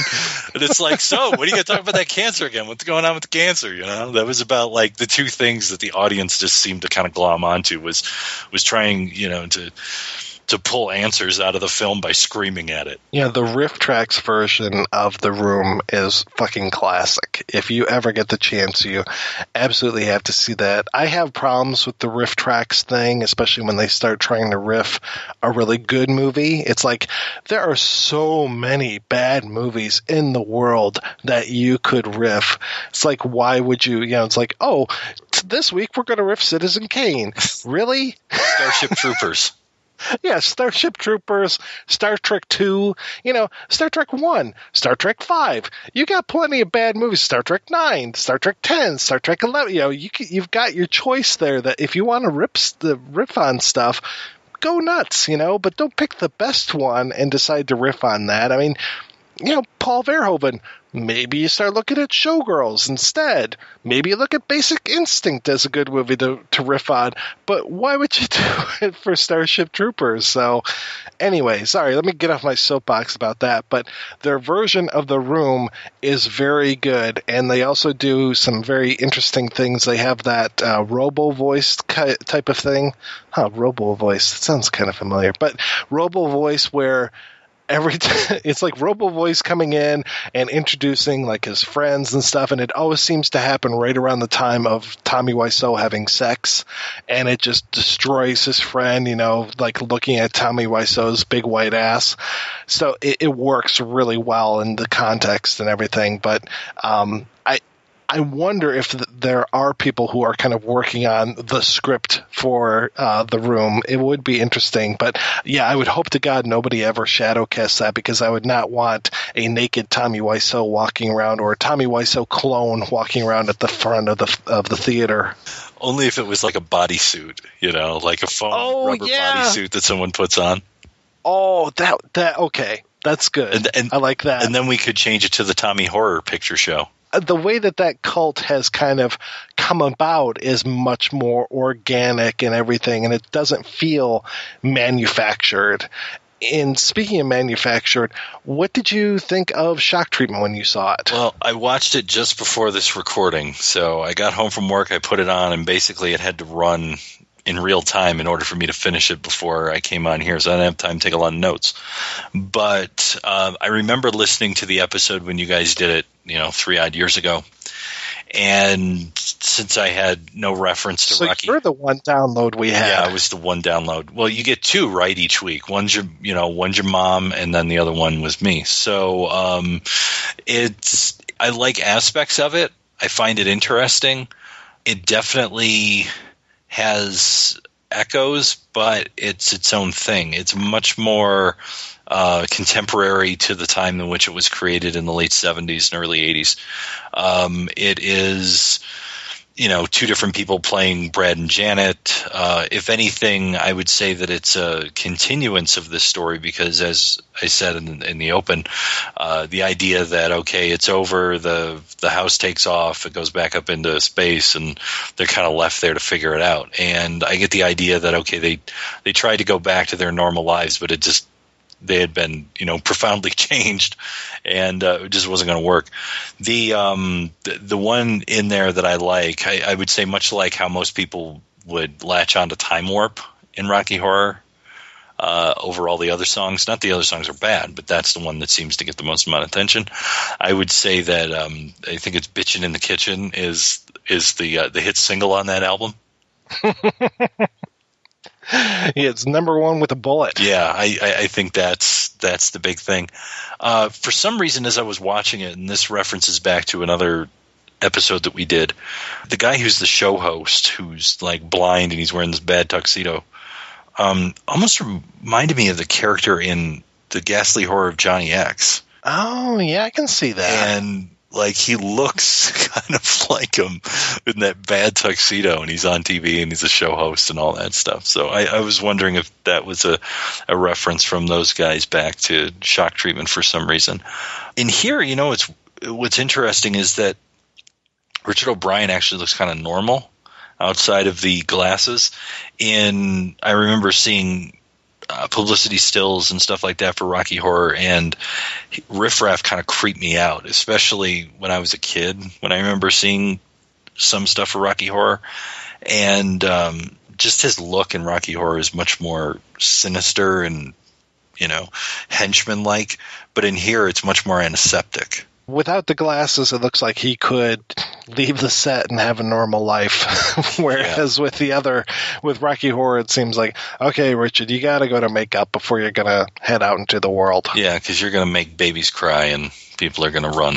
Did you catch who the blind host was? Not offhand. I apologize.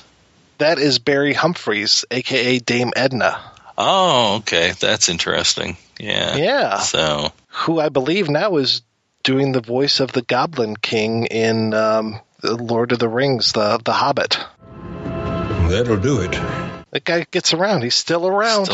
Still around. These Aussies and New Zealanders, they stick together. But it's my understanding that Shock Treatment was produced during like some sort of Hollywood strike, and it was supposed to be a little bit more elaborate, and then they basically had to scale it all to like one set or like one soundstage. And not that makes it any different, but I like the use of media in it. I like the use of television. I like the whole thing with the commercial in the beginning with the Farley's Fabulous Foods and all that stuff. And there's like the 5 Fs, and they're all like, it looks like a swastika, in a way, and kind of reminded me of like a fake commercial out of Putney Swope or something.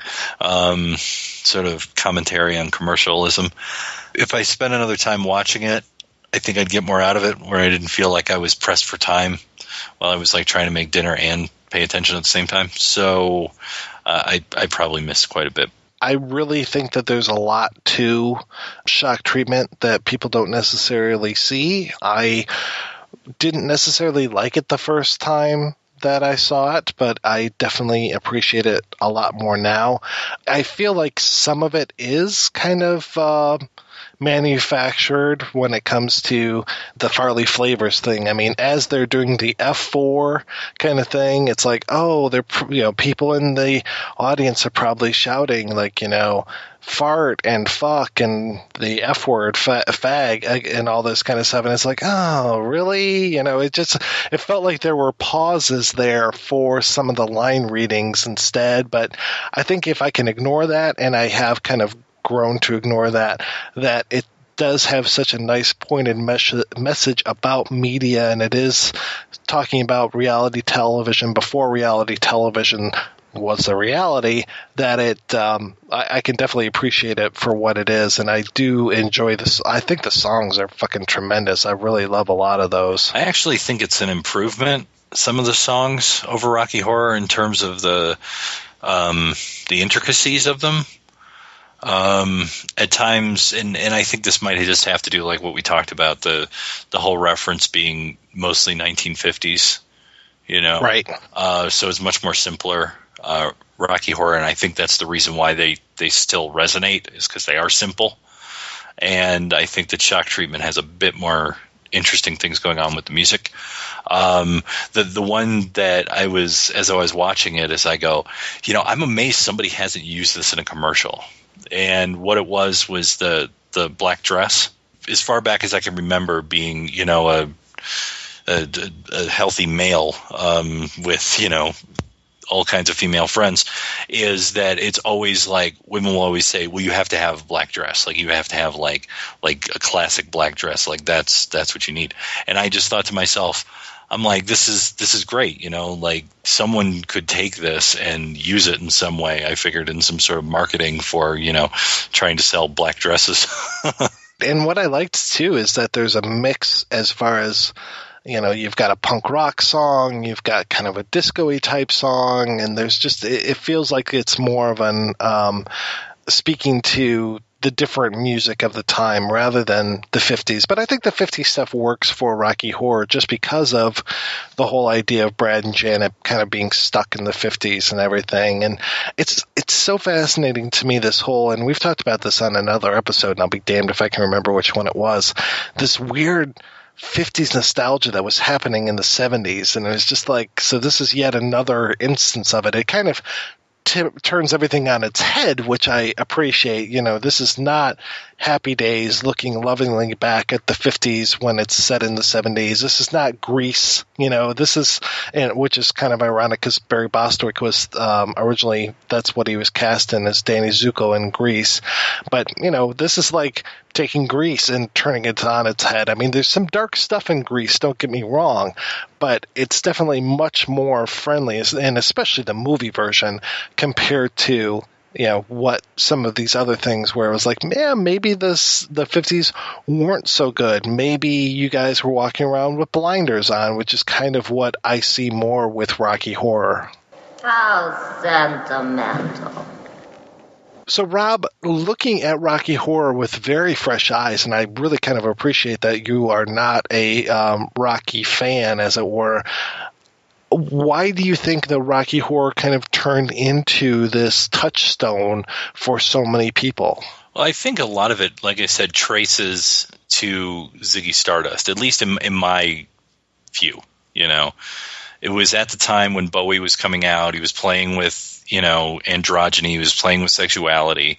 And that was huge. I mean, Ziggy Stardust was the album that kind of put him over. I mean, he had done some stuff before then, Space Oddity and things like that. But really, when people talk about Bowie, they're talking about that era where he started to get more theatrical. He started to bring in these things related to, sexuality and playing with gender and androgyny and all that stuff. So I think part of it has to do with that zeitgeist, like we were talking about before, sort of people working in the same ideas in a similar era. So I can understand how that plays to that. And then also, like we were talking about the aspects of what would become punk a year later or so, and those things that are in there. So the idea of outsiders, the idea of camp, humor, just all of that's in there. And like I said, the songs are catchy. It's interesting to me that, like I said, the film had represented to me before I saw it, not so much a film on its own merit, but more of an experience and an idea for people that went to see it.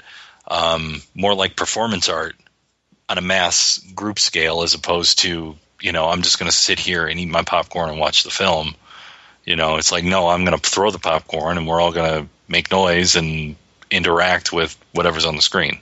Well, now what you can do is when you go to see a movie, you just pull out your phone and you start live tweeting the movie while it's on. I mean, that's pretty awesome, right?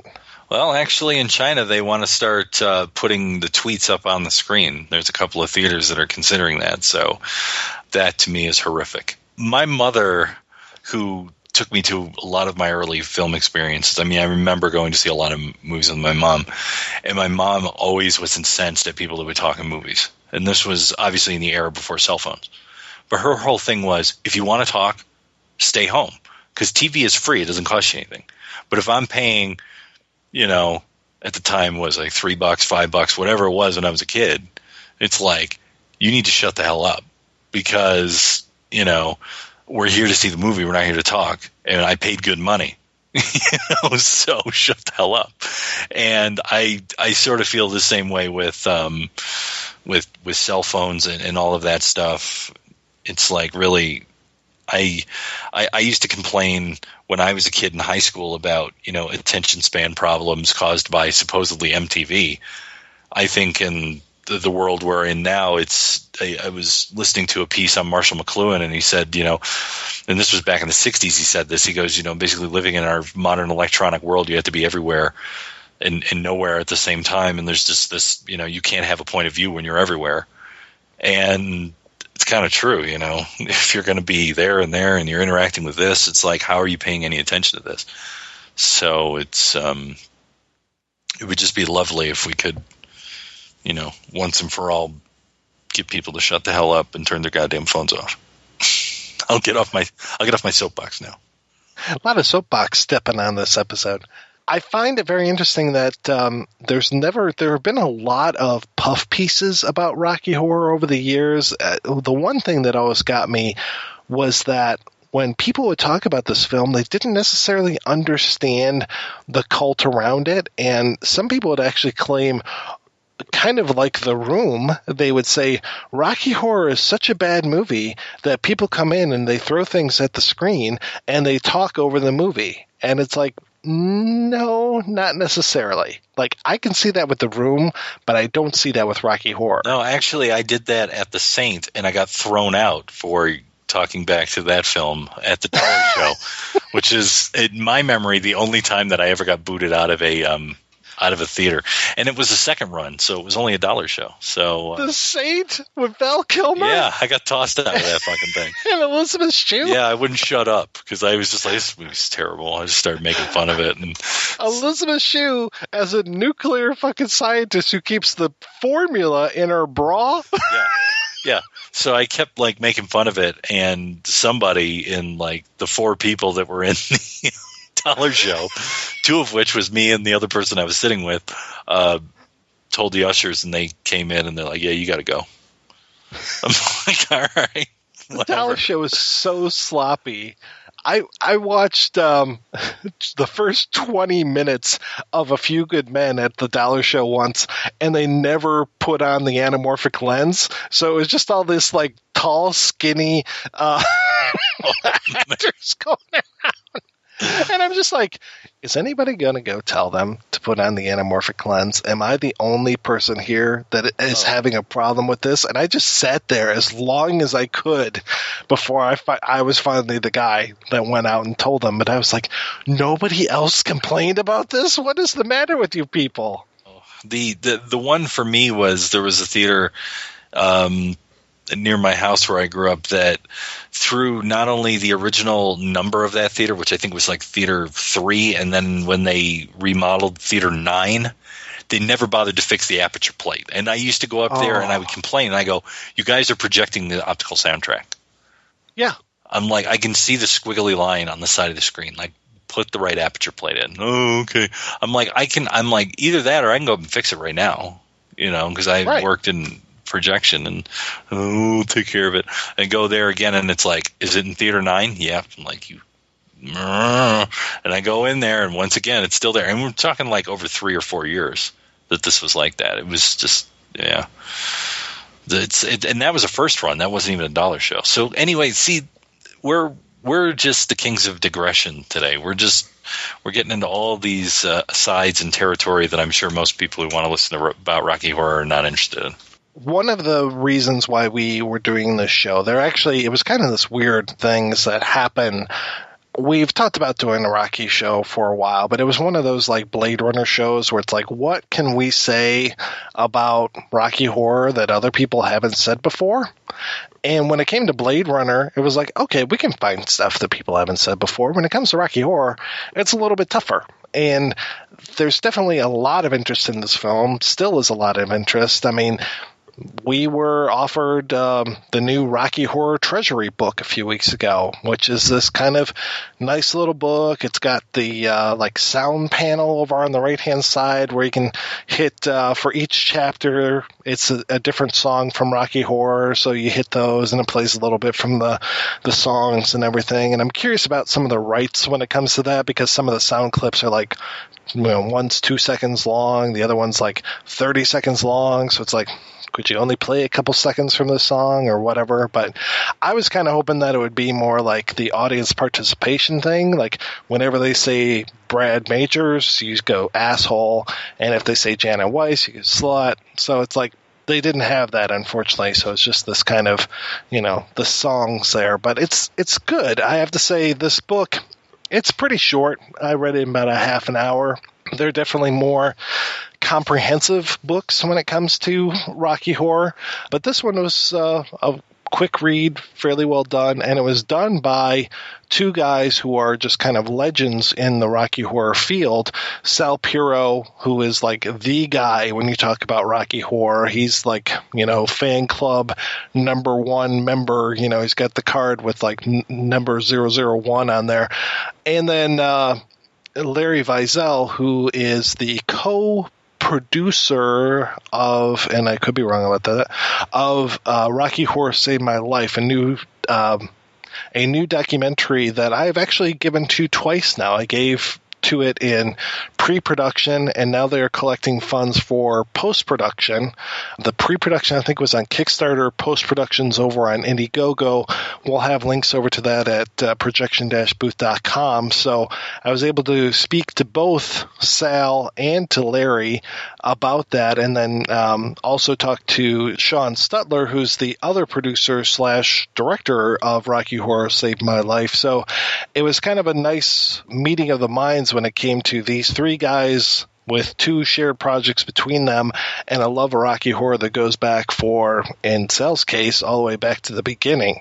So it was good to be able to speak to these guys and be able to help promote Rocky Horror Saved My Life, which really, like I was saying, there's kind of a dearth of documentary stuff about the film and really the way that it has impacted people's lives over the years. I mean, I've shared my Rocky Horror stories here, albeit as short as they are, but I'm sure there's a lot of people that have a lot more memories and a lot more fun things to say about Rocky Horror, and I'm glad that these folks are bringing these stories to the screen.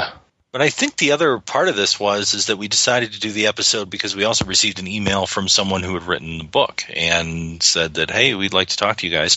And we knew that 2015 would be the 40th anniversary of the release of the film. And we thought to ourselves, well, we could wait until next year, but then again, these other projects are trying to raise some attention and awareness and money in order to finish off, like the documentary, as you were saying.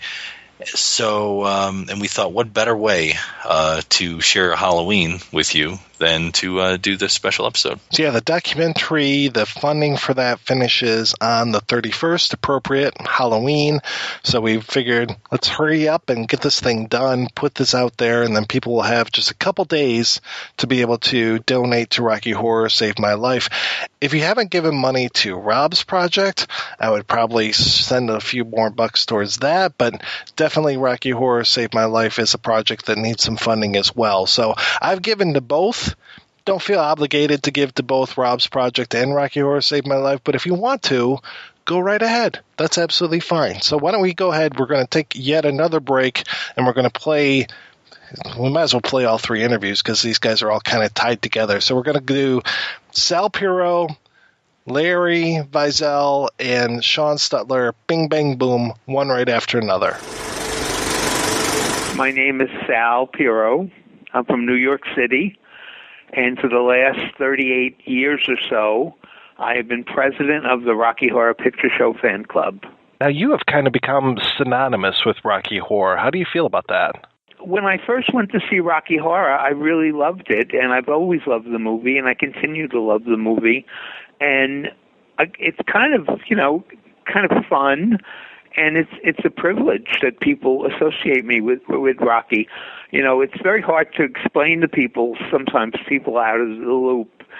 Like, they go, oh, you're from Rocky Horror, and people think, that I was in the movie or I made the movie. No, I came after the movie, and I became synonymous because I was one of the original people that started the audience participation that spread throughout the world. And I became president of the fan club, and I've been involved with Rocky ever since. What was your first time like? The first time I went to see Rocky, I went with a couple of friends. It had been recommended by a friend of mine who had seen it a number of times. And that didn't, I was really understood what he meant when he said he saw it a number of times, because if I like something, I would see it a number of times. And Rocky was it was amazing. There was a spirit in the theater and an excitement that we were all discovering this great movie together.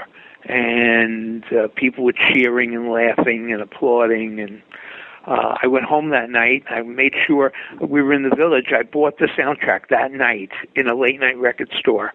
And I went home and I listened to the soundtrack over and over. And we went back the next night and the next week and the next week and the next week. What were the showings like at this time? In the early days, it was more just people were applauding and singing along with the songs and cheering Frank, booing Dr. Scott. And then it all started to happen because there were a number of people, and we'd get to know each other because we'd wait online together to see the movie twice a weekend, every week. And it was a growing number of regulars. And little by little, we knew the movie so well that there was one guy in the balcony who anticipated a couple of scenes, and he shouted out a couple of lines, and we all cheered and applauded, and we thought, oh, that's funny. And so we'd we'd think of other spots to yell lines, and people were coming in costume, and people were bringing props, and the rice thing began, and then the newspapers on the head, and there's a light, and plastic gloves, and just all that, and it all seemed natural. It seemed like a natural extension for all of us who loved the movie so much that we wanted to be part of it. What would you say kind of the timeline is between when you're first going to see it and it's singing along with the show until there's the rice, the newspapers, the talk back to the screen, and were people acting it out in the front of the theater by this time as well? Well, what happened was that the acting out actually became this thing where somebody handed me a giant ring, and when Janet sings It's Nicer Than Betty Monroe Had and shows a ring, I stood up with this giant ring and just showed it to the audience, and the next week somebody put a light on me. And there'd also be the time warp, which was a natural. People would get up and just dance in their seat, and then one week we all rushed to the front of the theater and danced. And it was so funny. We got to the part where Columbia does her tap solo, and there was nobody. We hadn't even choreographed or anything. We just did this spontaneously. So there was nobody to really dance Columbia's tap dance. So I just jumped into the fray and I tap danced. Somebody put a light on me. Well, deservedly so. Within 2 or 3 weeks, there was a young lady dressed as Columbia, and she'd be doing the tap dance. And there was this woman named Jory Hartley, and she dressed as Frank. She was considered like the first participatory Frank. And when he makes his first arrival, she would jump up in her seat and throw her cape off. Oh, well, that was just a bit. But within weeks, that bit went to doing the whole number.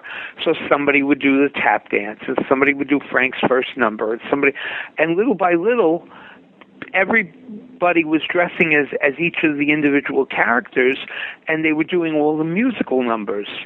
And at first, it was just the musical numbers in little bits.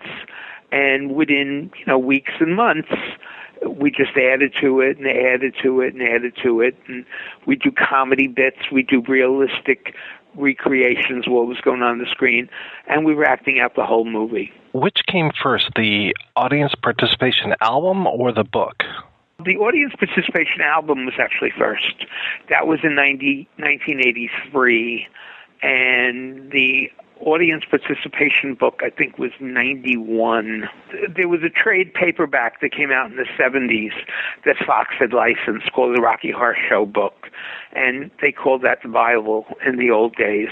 And it was basically everything from the play right up to the making of the movie, and it started with some of the audience participation. But that came out like in 78. And then in 90, I wrote Creatures of the Night, which actually chronicled the entire, everything that the audience did. In other words, my book began where a lot of other books ended, which would be the making of the movie. You could see how things progressed and went from theater to theater to theater. And then I did a Creatures of the Night 2 on top of it, which was the next 5 years. I was at a book signing for the most recent book this week, and somebody came with all the Creatures books and wanted me to sign all of them, which I thought was cool. Now, I know you started the Rocky Horror Fan Club, 1977 this Around is? that, yeah.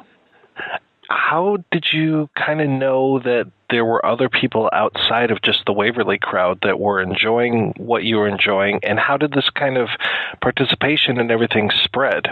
What happened was, the reason why we started the fan club was we wanted to run a convention and invite the stars of the movies and just, and celebrate Rocky Horror. So we thought it would be a good idea to form a fan club and sell memberships and get funds. This way we could run a convention. Well, 3 weeks after we started the fan club, we had a member in Australia. And we thought, oh my God, this is really all over the place. And we also knew, through the grapevine that there was a the second midnight showing had started in Austin, Texas, and that other theaters were slowly starting. And we also heard that other theaters were picking up the audience participation. I mean, I had a situation where I had created this unique line in New York, you know, not one of these where you just like the tires getting kicked and you yell, kick it. It was right before the criminologist would say, and so... One night I yelled out, and Betsy Ross used to sit home, and so, and then the criminologist looked at me and said, and so. So I went to 20th Century Fox out in California to have a meeting with the licensing department to work with them with the fan club and, you know, get permissions and things like that. And I thought, well, we're going to see Rocky in L.A. And I couldn't wait to yell my Betsy Ross line.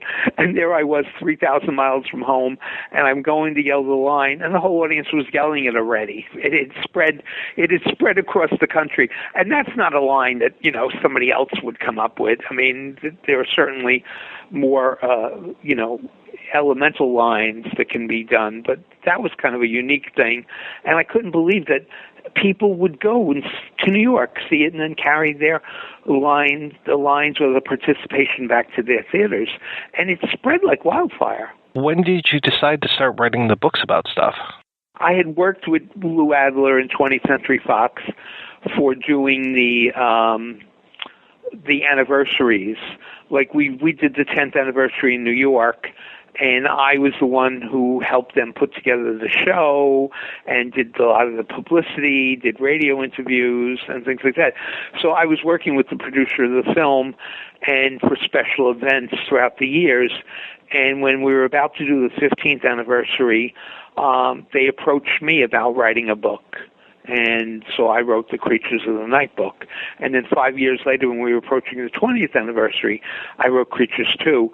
And this past year, as we're approaching the 40th anniversary, yes, I said 40, they had this new book they wanted to do with this company, and it was called The Rocky Horror Treasury.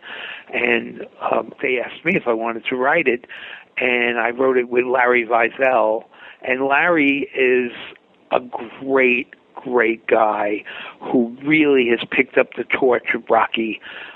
He's become a great representative of the fans of Rocky, and he's helped me so much because he's a computer guy and I'm not.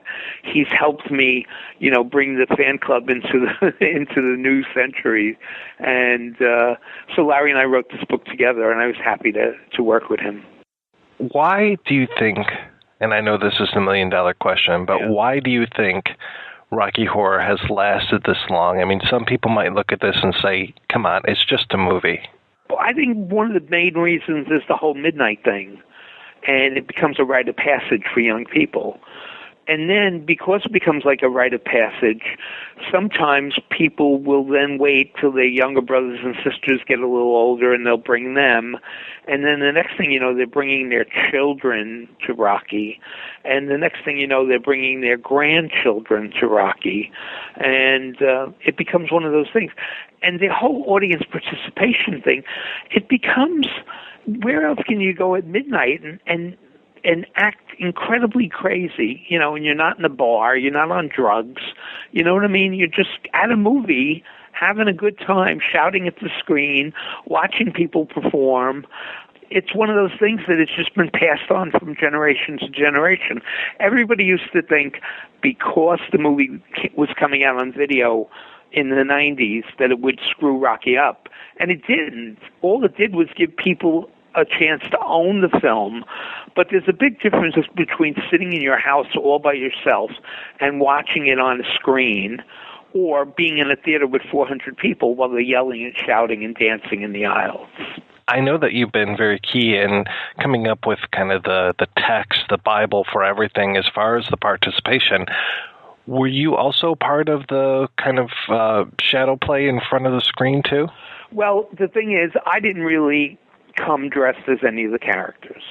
But what happened was, when we were at the Waverly, which was our first theater where it all started, I was always the comedy guy. So I would do a comical version of Janet during Touch Me. I'd come out and I'm a big guy, a big hairy chest, and I'd come out with a bra and slip on and do Touch Me. And then this girl at the theater started doing Rocky, and it just became this very funny bit. So no, I was never one of those people, like I was never the Frank, I was never the Brad, the Columbia, the Magenta, the Riff Raff. I became kind of like the master of ceremonies. And now every theater that shows Rocky that has a cast has a master of ceremonies. So, and the master of ceremonies welcomes the virgins, and if I haven't explained that yet, virgin is somebody who hasn't seen the film. So there's a welcoming of the virgins, celebration of somebody's birthday, local announcements and things like that, comedy bits, musical numbers that the cast will do, some Rocky related, some not.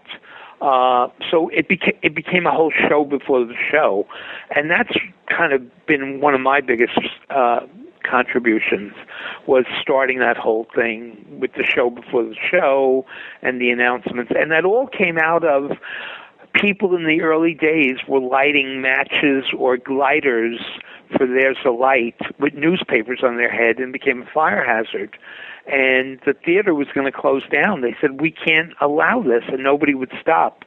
So the manager of the theater called me aside one night and said, look, you seem to be one of the ringleaders here. She says, why don't you get up before the movie and make an announcement and plead to everybody that they're going to close Rocky down unless they use flashlights or something else, but they can't use open flames. So that night I quieted the audience, told them, listen, I'm just as big a fan as everybody here in this theater. You all know who I am. You see me here every week. I said, but they're going to close this down if we continue to have open flames. And that night there wasn't a single open flame, and the whole audience applauded that with their approval, and they were happy. And then the manager said, that was good, now do that every week. So she, in a sense, kind of assigned me this role of the MC.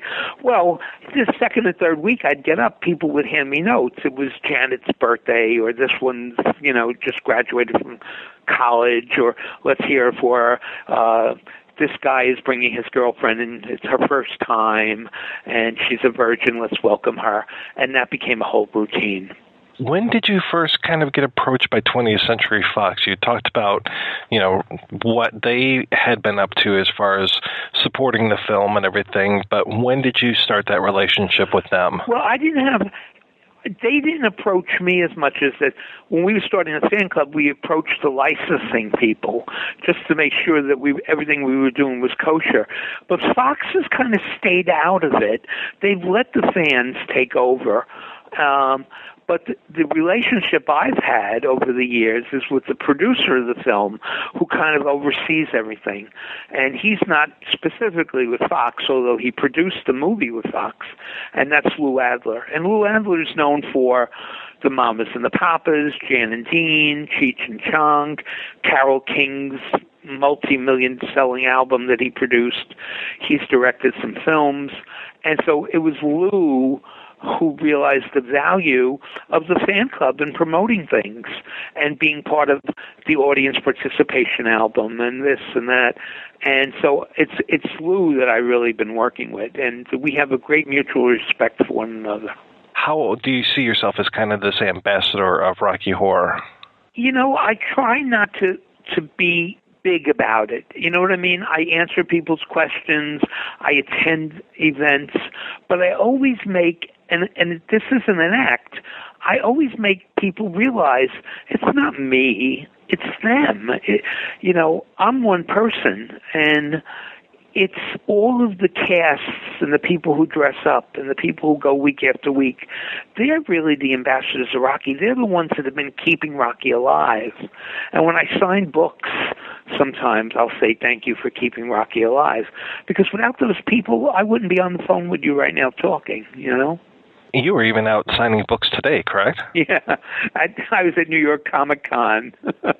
I'm getting old, though. It was too crowded, too many lines. But it was interesting. There were a whole bunch of people came in Rocky costume, and I got to see some old friends. One in particular who had been at our theater for many years. So it was a good day. I just got back a little while ago. Tell me about the new book. How did this one kind of come about? Fox was licensing products for the 40th anniversary. There really hadn't been a studio-produced book since the 70s. They were approached by this company.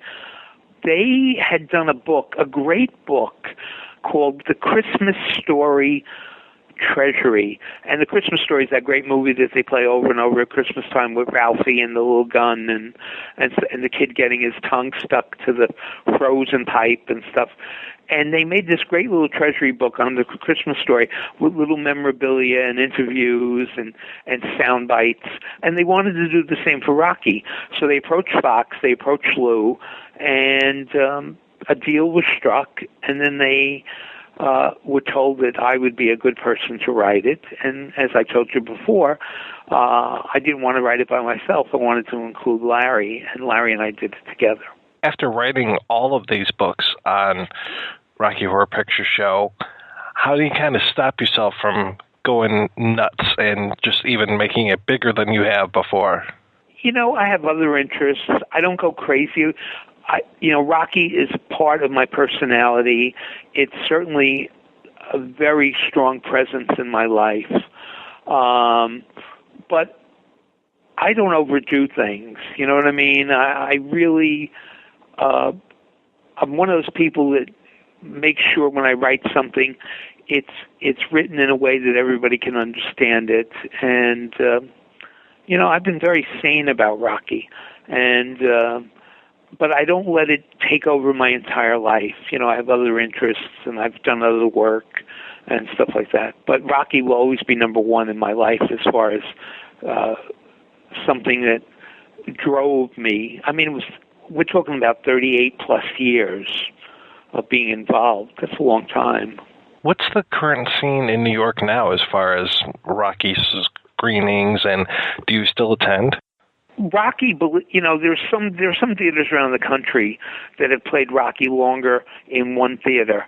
But since we opened at the Waverly back in '76, there has been a Rocky cast in New York since then. It's just that they've gone from different theaters. We went from the Waverly to the 8th Street Playhouse to the East Side Cinema, Movie Land 8th Street, the East Side Theater, and now they're in Chelsea. I don't attend anymore. I go to special events. I go to conventions. I had been in the Guinness Book of World Records for seeing the movie more than anybody else. That record is now out of the books because they found out that Fox supported the fan club and paid us a stipend to run the fan club. So what happened was they considered it such that it tainted the record because it was like saying you were the projectionist and you saw the movie more than anybody else. So, but they never replaced the record. There's no record in Guinness that for somebody seeing a movie more than anybody else. And part of the reason is there were so many Rocky Horror fans around the world who have seen it over and over and over and over and over again that there's no way to really prove who has seen it the most. They didn't even know for sure that I had seen it the most when they put me in the book. I think they put me in the book because I was the one getting all the publicity. And what was very funny was the number that they had come up with was 800 and something, which was right around the time, which was a true number at the time. And I replaced an old woman from New Zealand who had seen The Sound of Music 700 times. But now, 800 is nothing for the hardcore fans. I'm way past 800. I'm probably in the thousands somewhere, but I stopped counting. And there are other fans, 2,000, 3,000, and 4,000, who have been with Rocky for years. And then you even got to be in Shock Treatment, right? Yeah, I did a cameo in Shock Treatment. I was really helping them film a documentary called Rocky Horror Treatment, where I was trying to be the liaison between the Rocky experience and going into Shock Treatment. So they flew me to London to interview the people on the set and be part of this documentary experience. And while I was there, they put me in a costume and put me in the background. And I really wasn't in the British Union, so I really wasn't allowed to be in the film in a role. But I could stand in the background. So I got to, yeah. But if you try to look for me on video, you can't. If you see the movie on a big screen, you could see me for a second or two. What was the whole Fame experience like? Well, what happened was they were filming the movie Fame in New York, and at the time it was called Hot Lunch, and that was the working title. They found out later when they were in post-production that the name Hot Lunch was being used by some porno movie, so they went to Fame, which is a much better title for the movie anyway. What happened was they were scouting kids, high school kids with performing experience to be in the movie. And when they were interviewing kids at the School of Performing Arts and asked them what kind of activities they did on the side, a lot of them said, oh, we go to Rocky Horror, we get up, we perform, and stuff like that. So they called me up and they said, look, we're bringing a casting director and the director, and we're going to come and see your show because we're looking for teenage boys and girls to audition for Fame, or Hot Lunch at the time. And I thought, oh, that's great. You know, maybe one of my kids will get a big part or something. And that night, I was doing my usual shtick in front of the theater, welcoming people, and it was going on a little long. And some idiot in the back of the theater who had never seen the movie before and didn't know that it was this whole cult experience, he screamed out, "Get on with the show!" And I said, this is the effing show, buddy. And if you don't like it, go see the movie somewhere else, you know, like Staten Island. So it was very funny. The whole audience got up and gave me a standing ovation for putting the guy in his place. And the guy sunk to the floor or whatever, left. And a week or two later, I get this phone call, and it was the casting director, and she said, look, Mr. Parker would like to see the following people, and named the girl who played this, the boy who played that, and stuff like that, you know, to audition. And he'd also like to see you. And I said, okay. So I thought, why does he want to see me? I was in my late 20s, and this movie was about high school kids. So I get to my allotted time, and there are people in front of me and people behind me, and they all have a script that they're looking at or a side to audition with. And I was just told to sit there and not given a script. So when I go in, he introduced himself to me and says, hi, Alan Parker. I said, oh, I know who you are. You were just nominated for an Oscar for Midnight Express. And so he goes, oh, yes. He says, well, I have to tell you, I really enjoyed my experience at Rocky Horror. And when I was there, I spoke with the president of Fox about including some Rocky Horror scenes in my movie. And what I saw you do with that heckler was one of the greatest pieces of live theater I had ever seen.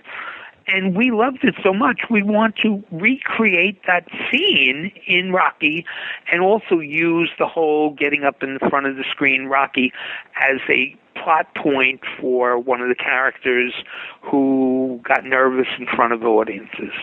And I thought, well, that's great, never realizing the effect that this movie, who knew it was going to be a big movie, if it ever get shown? Well, Fame became a big hit.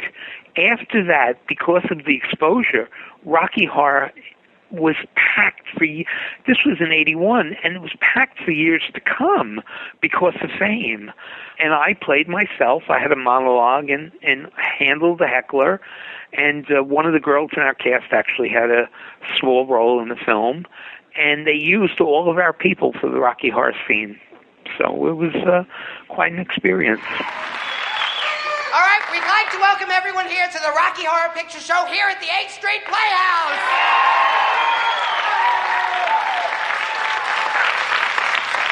And all of our regulars would like to wish a warm welcome to all you virgins.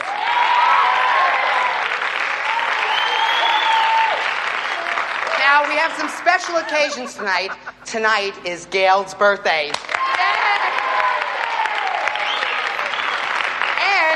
We have a special button for a special young lady. Tonight is Christine's 150th time. Now, we have a special warning from the management tonight. No lit candles and no throwing of food at the screen, understand? Get on with the show! Hey, this is the fucking show, buddy, and if you don't like it, you can go see the movie in Staten Island. Boy, is he in for a surprise tonight. All right, for the cheers. Give me an R! Give me an O! Give me a C! Give me a K! Give me a Y! What's it spell? I can't hear you! One more time! Give me an E! Give me an A! What kind of time we gonna have tonight?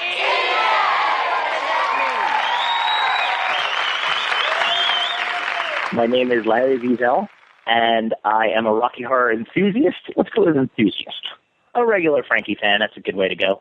I've been involved with Rocky Horror since 1992, when my friend Dave wanted to go see the movie, but he didn't want to go see it with someone who had seen it before. And he called all of his friends, and I was barely really his friend. I was more of an acquaintance.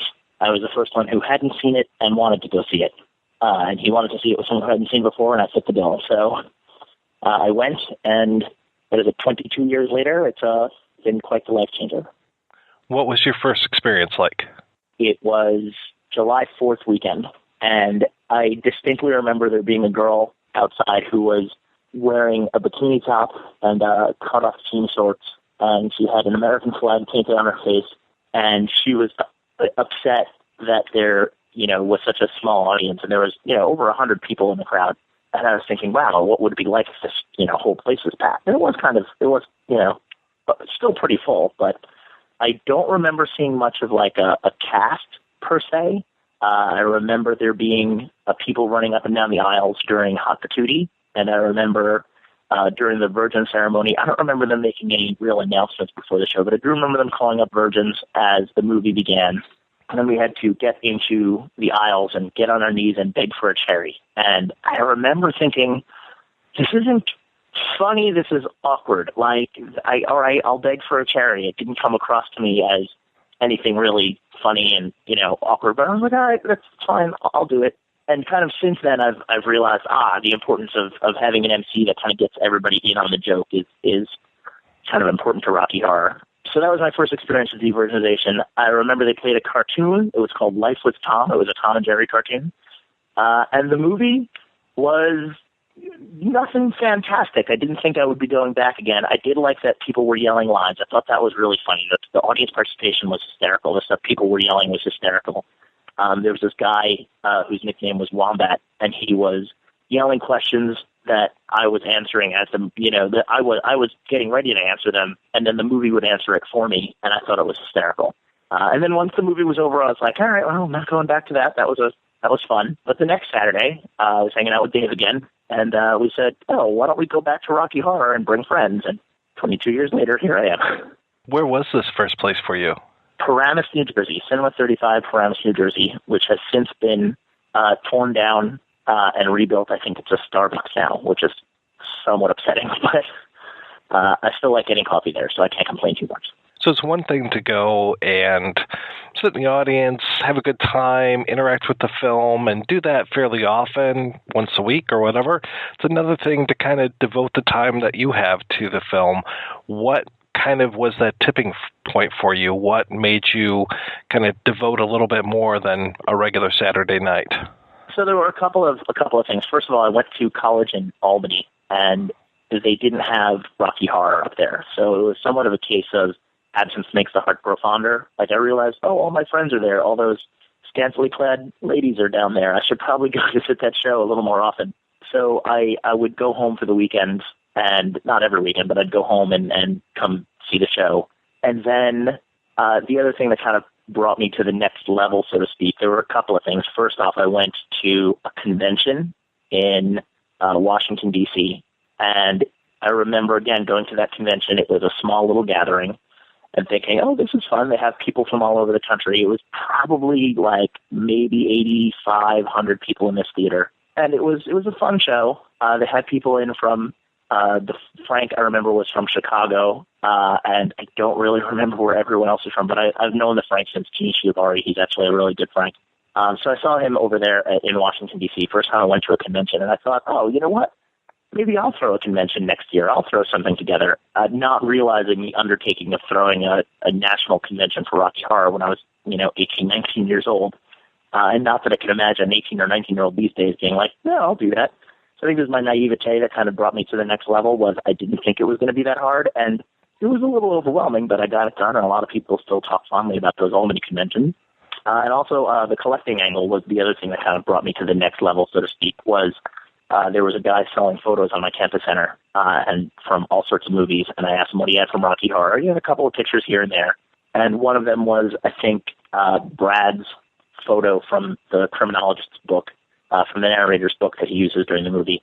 And I thought, oh, I should try and get all of those photos. And then I went to a comic book store, and I got the comic book that was used in that book that was in the movie, sort of meta there. And then I went from that to tracking down as many photos as I possibly could. And then my collection grew from photos to just paper goods like posters and books and things like that. Now it's just about anything I can get my hands on. So, yeah, from what I hear, you have a fairly respectable collection. Yeah, I do. I have one of the biggest collections of Rocky Horror memorabilia in the world. There's a few other really hardcore collectors, but I have some stuff that, people kind of drop their jaws on, like, wow, that's kind of amazing. I have a Japanese program that is signed by every member of the cast, except for Peter Haywood. He's the only one I'm still trying to get. Hopefully I'll get to him next time I go to London. I have several of the 40 by 60 Legs posters, which are the biggest Rocky Horror posters that were made for the movie. I have, like I said, photos. I have tons and tons, just albums of behind-the-scenes photos from the movie. Some of them came from there was a guy who was charged with cleaning out a storage closet at 20th Century Fox, and it had flooded, and he was told, oh, just throw everything out. So, of course, he's going through it, and he's like, oh, my God, these are photos and negatives and slides and everything from every famous 20th Century Fox movie from the 1970s and 80s. I'm not throwing a lot of this stuff out, so he kept it. And then years later, of course, eBay comes along. He started selling his stuff on eBay. Now, of course, 20th Century Fox kind of put a stop to him, but it wasn't before I had bought one or two auctions and then ended up buying a whole bunch of stuff from him. So worked out in my favor. I have original costumes from the movie. I have Little Nell Bustier. I have Rocky's floor show boa. So I've got that. And just lots and lots of stuff I have the Michael White sold his all of the. So Michael White is the producer, oddly named, the producer of the Rocky Horror Picture Show from the London perspective, and he saved all of the paperwork and correspondence and everything that he had from back in the day when he was putting together the Rocky Horror Picture Show. And one of the things I have is Tim Curry's contract, Susan Sarandon's contract, Barry Bostwick's contract. Just all there, like their original signatures and everything like that. Is it true that those contracts were signed in blood? I don't know if they were quite signed in blood. I think a few of them were signed in bitterness. And not really bitterness, but I showed, I was at a horror convention not too long ago, and I met Barry Bostwick, and I showed him that I had, the contract. And he said, oh, do you have Susan's contract? So showed him Susan Sarandon's contract, and he turns to page 3, and he's like, damn it, she made more than me. And he handed it back to me. She had already done a couple movies by then, and, it's those few $1,000s, I'm sure, don't mean much nowadays. Right. I can't imagine any of the salaries they got for the movies comparing to, I don't know, something that Tom Cruise would get today, or Susan Sarandon would get today for that matter. How did you get involved with Rocky Horror Saved My Life documentary?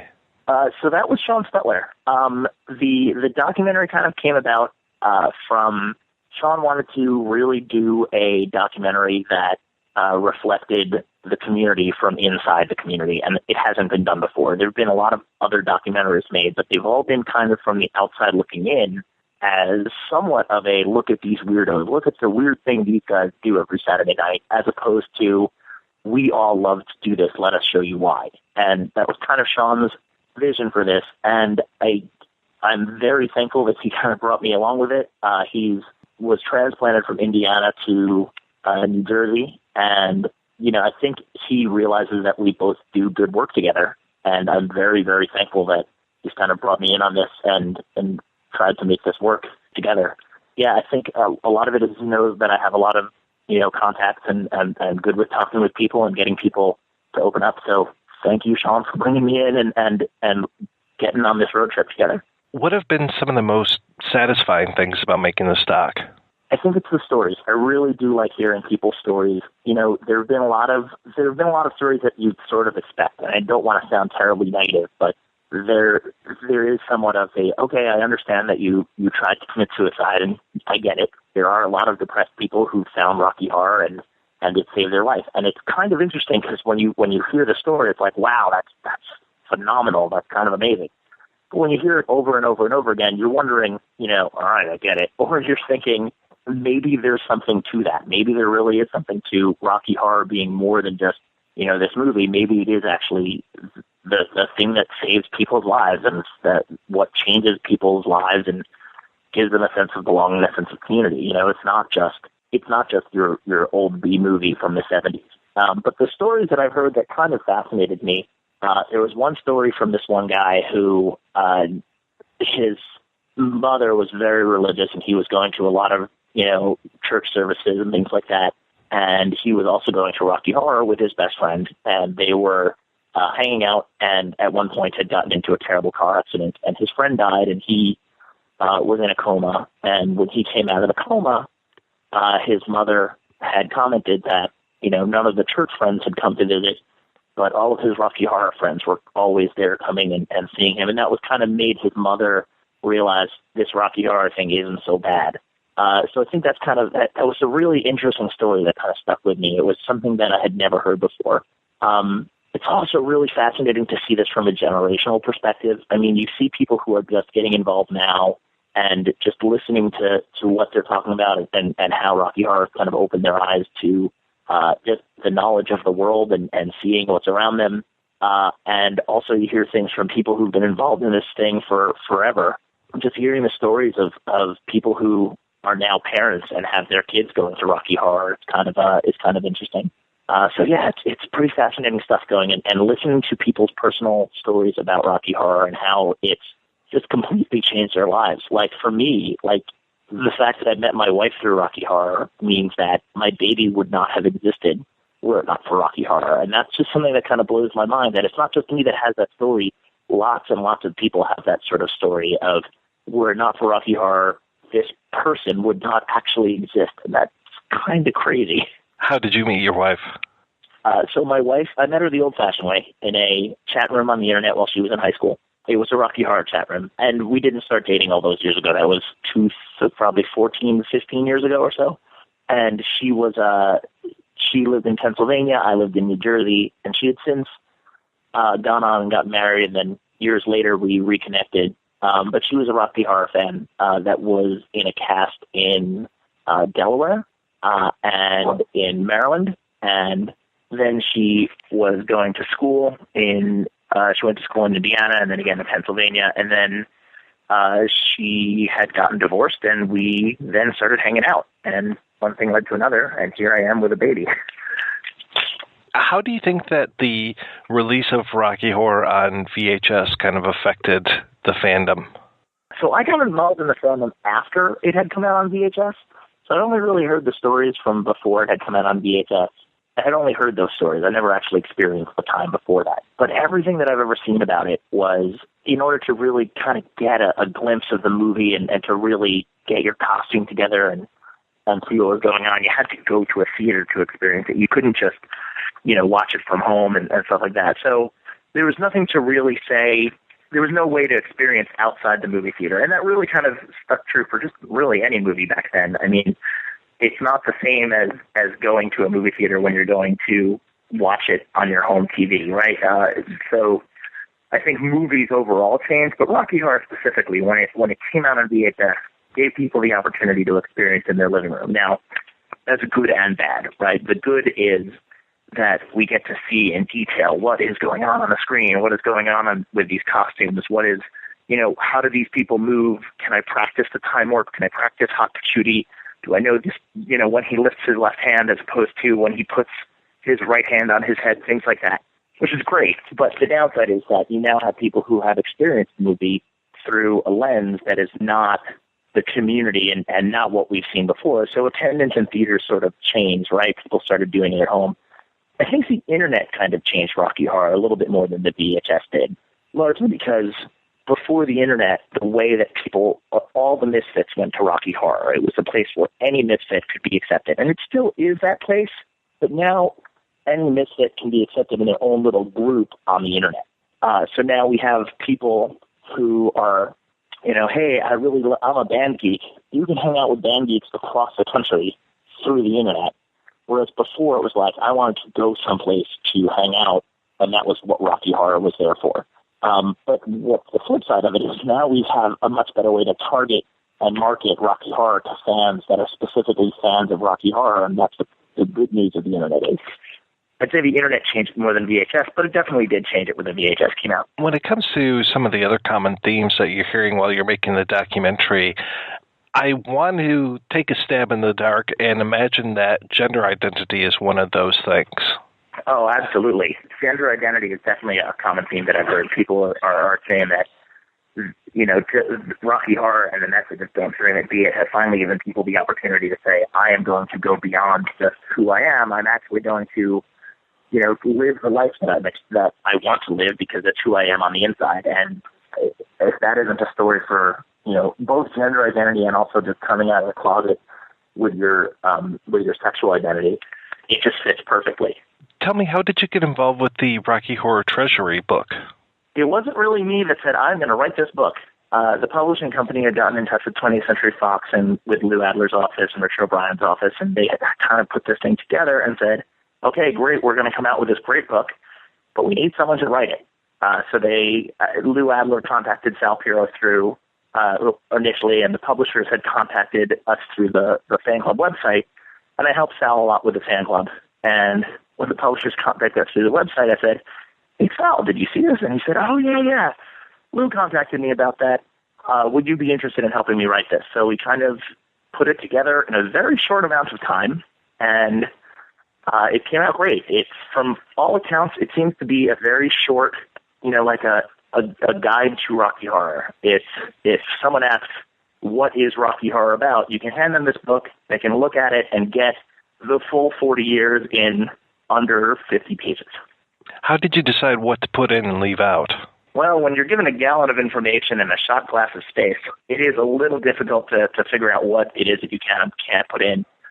We tried to stick to the basics and then throw in one or two factoids for the diehards, things that even the people who are most into Rocky Horror would never have known before. And one or two things were kind of new to me that I discovered while researching the book. But yeah, a lot of it was edited out by the publishers, and Richard O'Brien had a hand in saying this can stay in, this can stay out. So in the end, there's a lot less than what we originally intended. Between Sal and I and several other people in the community, we could probably write an encyclopedia of Rocky Horror, but I don't imagine it would actually be read by a large swath of people. So we had to say, what would interest the casual fan, the kind of person that owns it on DVD, that's still a compelling story, but not necessarily the person who is acutely aware of Rocky Horror. They don't need to know. They've heard a lot of it before. But that doesn't mean it's not all fascinating. It is still all fascinating. And like I said, we threw in a couple of factoids here and there to kind of keep everybody's interest. There's a lot of pictures that are from my collection that are from the 20th Century Fox vault that just haven't really seen the light of day in forever. So people are getting to experience some new stuff. And the other thing that's cool is the sound. Like when you actually open the book, there's the little buttons on the side that you can push the button and hear a clip from a song from the movie. It's kind of cool. Yeah, I will tell you, between you and I, my cat loves to step on those buttons. That's pretty funny. I wanted to go back to your collecting a little bit. What do you know is out there that you're dying to get your hands on? Not so much that I'm dying to get my hands on. There are one or two photo collections that I've heard of that I'd love to be able to buy. Props from the movie I'd love to get my hands on. I heard recently that the statue of Janet in the lab was still around, and I saw a picture of it, and it was painted just to look ridiculous. The story that I was told was that after the movie, the crew took the statue and they painted pubic hair on her and they painted her nipples and they left it at the studio where it was filmed. So one of the guys who worked at the studio took this thing home and painted it, and his daughter had repainted it to look really ridiculous, like a Harlequin statue. And he kept it there, and it had been sitting in his kitchen for, I guess almost 40 years. And he said, "I'd like to sell it," but he wanted $750,000 for it. Now, holy cow! Yeah. Now, for $750,000, you probably could have gotten, I think, even one of the DeLoreans from Back to the Future had sold for like less than that. So I would have gotten not only a prop from the movie, but also a fully functioning DeLorean. For $750,000, I probably could have gotten Susan Sarandon to hang out in my kitchen standing in that pose for a little while, right? I passed on that one, but it is still out there, and I would love to get it. The jukebox is still out there. I'd love to get my hands on that. Frank's Throne, if that's still out there, I'd love to get my hands on that. I mean, and ultimately, the Denton Affair, the book that the narrator used, there's still stuff in there that I'd love to get my hands on. So, kind of your gateway. Yeah, my gateway collection. When it comes to the shadow casting of Rocky Horror, what role do you play? Typically, I play Eddie. These days, I play Eddie, although I got into it. Originally, I think I wanted to play Eddie. I think I played him 1 week, and then the next week, I showed up at the theater. The girl who was playing the narrator wasn't able to make it to the show, and as I'm coming in the theater, the cast director, Rob, walks by, and he goes, "Hey, how you doing? Hey, how you doing?" Points to me and goes, "Hey, you're playing the criminologist." And I was like, okay. And here I am wearing a purple bathing suit and a T-shirt. And I said, I'm clearly ready for the role. But I went around the audience person to person, and I found enough of a costume that I could put together and got up on stage and did the role. So my first role was really the criminologist and Eddie. And I still play Eddie most of the time. Eddie is a great character. He is 3 minutes and 47 seconds of just pure rock and roll. He comes out on stage like Godzilla, dances around, steals the spotlight, and dies. That's 3 minutes of the movie. How have you seen kind of the call and response and the audience participation? How has that changed for you over the years that you've been there? You hear a lot of, particularly people in the old days who've seen it, would go and they'd say, "Oh, it was so sporadic. Like it didn't start out where people were yelling all the time. It was people would just come up with a line here and there, and then that kind of grew, and it turned into somewhat of a script." And even now, it's still a little bit of a script. I think that there's even just a general attitude of, and I think it goes back to Nirvana, Teen Spirit, and Here We Are Now, Entertain Us. Rocky Horror, you are the show. You become the show and create the show as you're there. And I think in the 90s, there was a lot more room for new lines to be created. I would go home and think, oh, what pop culture reference can I shove into the show this week? And there's still people that do that, like what celebrity death can I shove into the show this week, or what news story can I shove into the show this week? And that still happens, but it doesn't happen quite as often. I think people are still kind of set in their ways and all that, largely because the script it fills up a lot of the movie. I really like the witty lines that are clever and, oh, I get that. That's a fun, cute reference. A lot of it, there's a lot of crassness in the movie, and there's a place for that, but, crassness does not win against wit. I think witty lines, brevity, also like short little lines. Sometimes you hear these lines that are just soliloquies, and it's like, okay, I get it. Thank you for doing your monologue, Shakespeare. But just the one brief line, like there was a line that I heard not too long ago that was really funny, and it's just as right after Frank dies, and Rocky is frantically running over to Frank's corpse to pick him up. Someone in the audience yelled out, "What is Helen Keller's dog's name?" And Rocky goes, "Urgh." I cracked up. I was on stage and I fell out of my wheelchair. I was playing Dr. Scott. It was so funny. These days, when they are singing "There's a Light," when I was watching the film fairly regularly, the call was, "Where do you keep your New Kids on the Block records?" And it was "Burning in the Fireplace." Mm-hmm. What do the kids say these days? Oddly, the line has gotten older and more offensive. I've heard Holocaust references that are pretty awful but hilarious.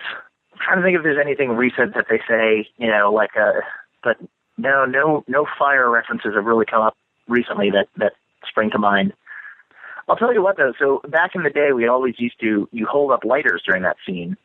But right. No one really does that anymore for a couple of reasons. One, theater fire codes. You really can't hold up or smoke in the theater or anything like that anymore. And also the idea of, hey, let's put newspaper on our heads and hold a lighter. It's just not smart. So for some reason, those two scenes go together, and it's just not a good idea. People nowadays, I see them all holding up their cell phones, and I'll sometimes joke, like at the beginning of the show, hey, please don't light a lighter because you don't want to burn down the theater. People will take out their phones, and there's an app on their phone that is just a lighter, lit up. So I think that's kind of clever. What kind of stuff do you guys do for your pre-shows? So we'll do musical numbers or we'll do comedy sketches. Mostly these days we do videos. So Sean, being the great video editor that he is, we'll come up with some concepts for a video and say, hey, let's put Rocky Horror characters in it and put it into something we can show before the show. It's difficult to really do pre-shows like we used to anymore, just because we're getting into the theater at 12:15. The thing about Hollywood that sucks is they are making their movies 2.5 hours long, and theaters are still contractually obligated to show 5 showings a day. So because they're longer and longer, and they have to have a certain amount of time between each movie to get people in the theater and clean it up and all that, we're sometimes not getting it until well after midnight, which kind of sucks for a midnight movie when you have to do, rules, announcements, pre-shows, and stuff like that. So we don't do pre-shows as often as we used to, but when you show a video is a really quick and easy way to kind of get that going and kind of get the crowd still into it and excited about what's going on as part of the show. So the most recent video we did was that song Selfie, Let Me Take a Selfie. We did a video of that using all Rocky Horror characters. If you want to check it out, it's on the Home of Happiness YouTube channel. If you're a football player and you love your sport, then you should go and see the Rocky Horror Picture Show. Imagine making a touchdown in garter belt and stockings. Wouldn't the crowd go wild? Wouldn't your mother go wild? Wouldn't you go wild? See the Rocky Horror Picture Show. Rated R. Under 17. Not admitted without parent. My name is Sean Stutler, and I am the producer and director of Rocky Horror Saved My Life, a documentary about the fans of the Rocky Horror Picture Show. When was the first time you saw Rocky Horror? I first saw Rocky Horror when I was 15 years old at the Crossroads Cinema in Merrillville, Indiana, a movie theater I would later come to own 7 years after I first saw Rocky Horror. Did they show Rocky Horror the whole time you were there? Actually, the theater closed down for a short period of time, but when it came back, my friend Ed Lipinski and myself decided to resurrect the Rocky Horror cast, and that was in, I believe, the spring of '96. After that, it had Rocky Horror there from spring of '96 until I had to, unfortunately, close the doors in October of 2006. What was your first time like? My first time at Rocky Horror was a very profound connection to, a tribe of people that I didn't realize I'd been looking for pretty much my entire life. Well, I mean, I imagine for some people, it's disconcerting and that it's not really their cup of tea. I get it. And also, I got to say, there's probably some Rocky Horror shows out there that don't really spark people's imagination or really do it for anybody. That's fine, we've all seen bad performances, and that can certainly be said of Rocky Horror. But I think for the people who get it, the people who see Rocky Horror and immediately tune into it, they realize that, this is a community of people, not just a show, not just some, happening where people, goof off in front of a screen, but it's a real community of people who you all of a sudden can plug into and be like, all right, I'm here with my people. Did you know pretty much immediately that this was your thing? Yeah, I feel like I'd been looking for Rocky Horror for a real long time. I was kind of a jock. I was into sports, and not because I liked them, but because it was something to do after school, and because I thought that's how you attracted women. But when I went to Rocky Horror for the first time, even though I was on the football team, the wrestling team, the track and field team, and I did stuff all through the summer, I dropped everything and I've radically changed not only how I behaved and how I looked, but also just kind of my worldview and how I viewed other people. Were you ever part of a shadow cast? Oh yeah, I have, except for a very short period between the time that the Crossroads Cinema closed down in 1995 when it reopened in '96, and then another 1 month between when I closed when I closed the Crossroads Cinema when I owned it And when I moved out to New Jersey to join the Home of Happiness, I've been performing in the Rocky Horror Cast for 21 years. What was your character? It's changed over the years. I started out, the first character I played was Rocky, and then for a very long time, more than a decade, I played Brad almost exclusively. Then when I owned the theater, I didn't really perform a whole lot for a while, but I was a pre-show host, and I'd been doing that ever since the cast came back when the theater closed down. More recently, I went back to playing Rocky because it was what was needed in my cast in Home of Happiness at a certain point, and I decided I wanted to, use that as a motivator, and I'd drop 30 pounds and try to really work out in order to encompass the character. Rocky Horror Saved My Life is a rather audacious title. How did you come up with it? I understand it's an overstatement for a lot of people, but it's honestly the sentiment, the most common sentiment that I heard among people who have, spent some time in Rocky Horror. Like I said earlier, it's really connecting into a tribe you didn't know you were looking for. And the most common aspect is that, a lot of these people, who have really devoted their lives to Rocky Horror just could not picture their lives, if Rocky Horror had not been at the right place at the right time. A lot of these people, who find Rocky Horror, to be the answer. I think Rocky Horror has saved more lives than we realize, and it's certainly changed many more lives than we realize, my own included. When did you come up with the idea to do this? I had auditioned for the Rocky Horror Picture Show Blu-ray that was released a few years ago, and I made it into the finals for a little bit. And you can see me on the Blu-ray auditioning and sort of performing a little bit. But what I thought was going to be finally a look at the culture of the Rocky Horror performer was really sort of just a casting reel for how they were going to produce the picture-in-picture performance of Rocky Horror that they included on the Blu-ray. And it didn't really go into the history of the fan community or our culture or really any of the things that have made Rocky Horror special for me for the past 20-plus years.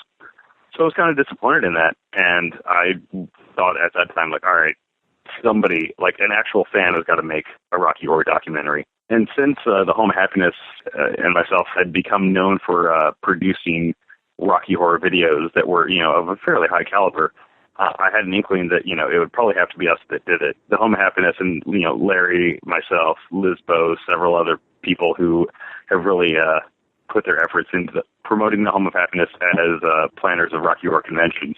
We've also been able to produce some really above par videos, I think. And because, a lot of us work in TV and media, we have access to, skills and, equipment and stuff like that other people don't. And we've used that on a small scale for music videos and promotional materials before, but we really haven't done a movie at this point. I'd already directed a zombie film that was released in 2005 called Dead at the Box Office. And I had some other experience, on features and shorts. And I currently work in television. So I knew that I had the skills in the background to make something like this happen. And after I saw that Kickstarter had become such a profound force in, funding creative things that were outside of the box, I saw a few friends have some success with it, and I realized that with the 40th anniversary coming up and the fact that Kickstarter has become so prominent, it was really time to make a move before someone else did, and possibly didn't do it justice. Tell me a little bit more about the Home of Happiness. Well, the Home of Happiness is a Rocky Horror shadow cast, for lack of a better term.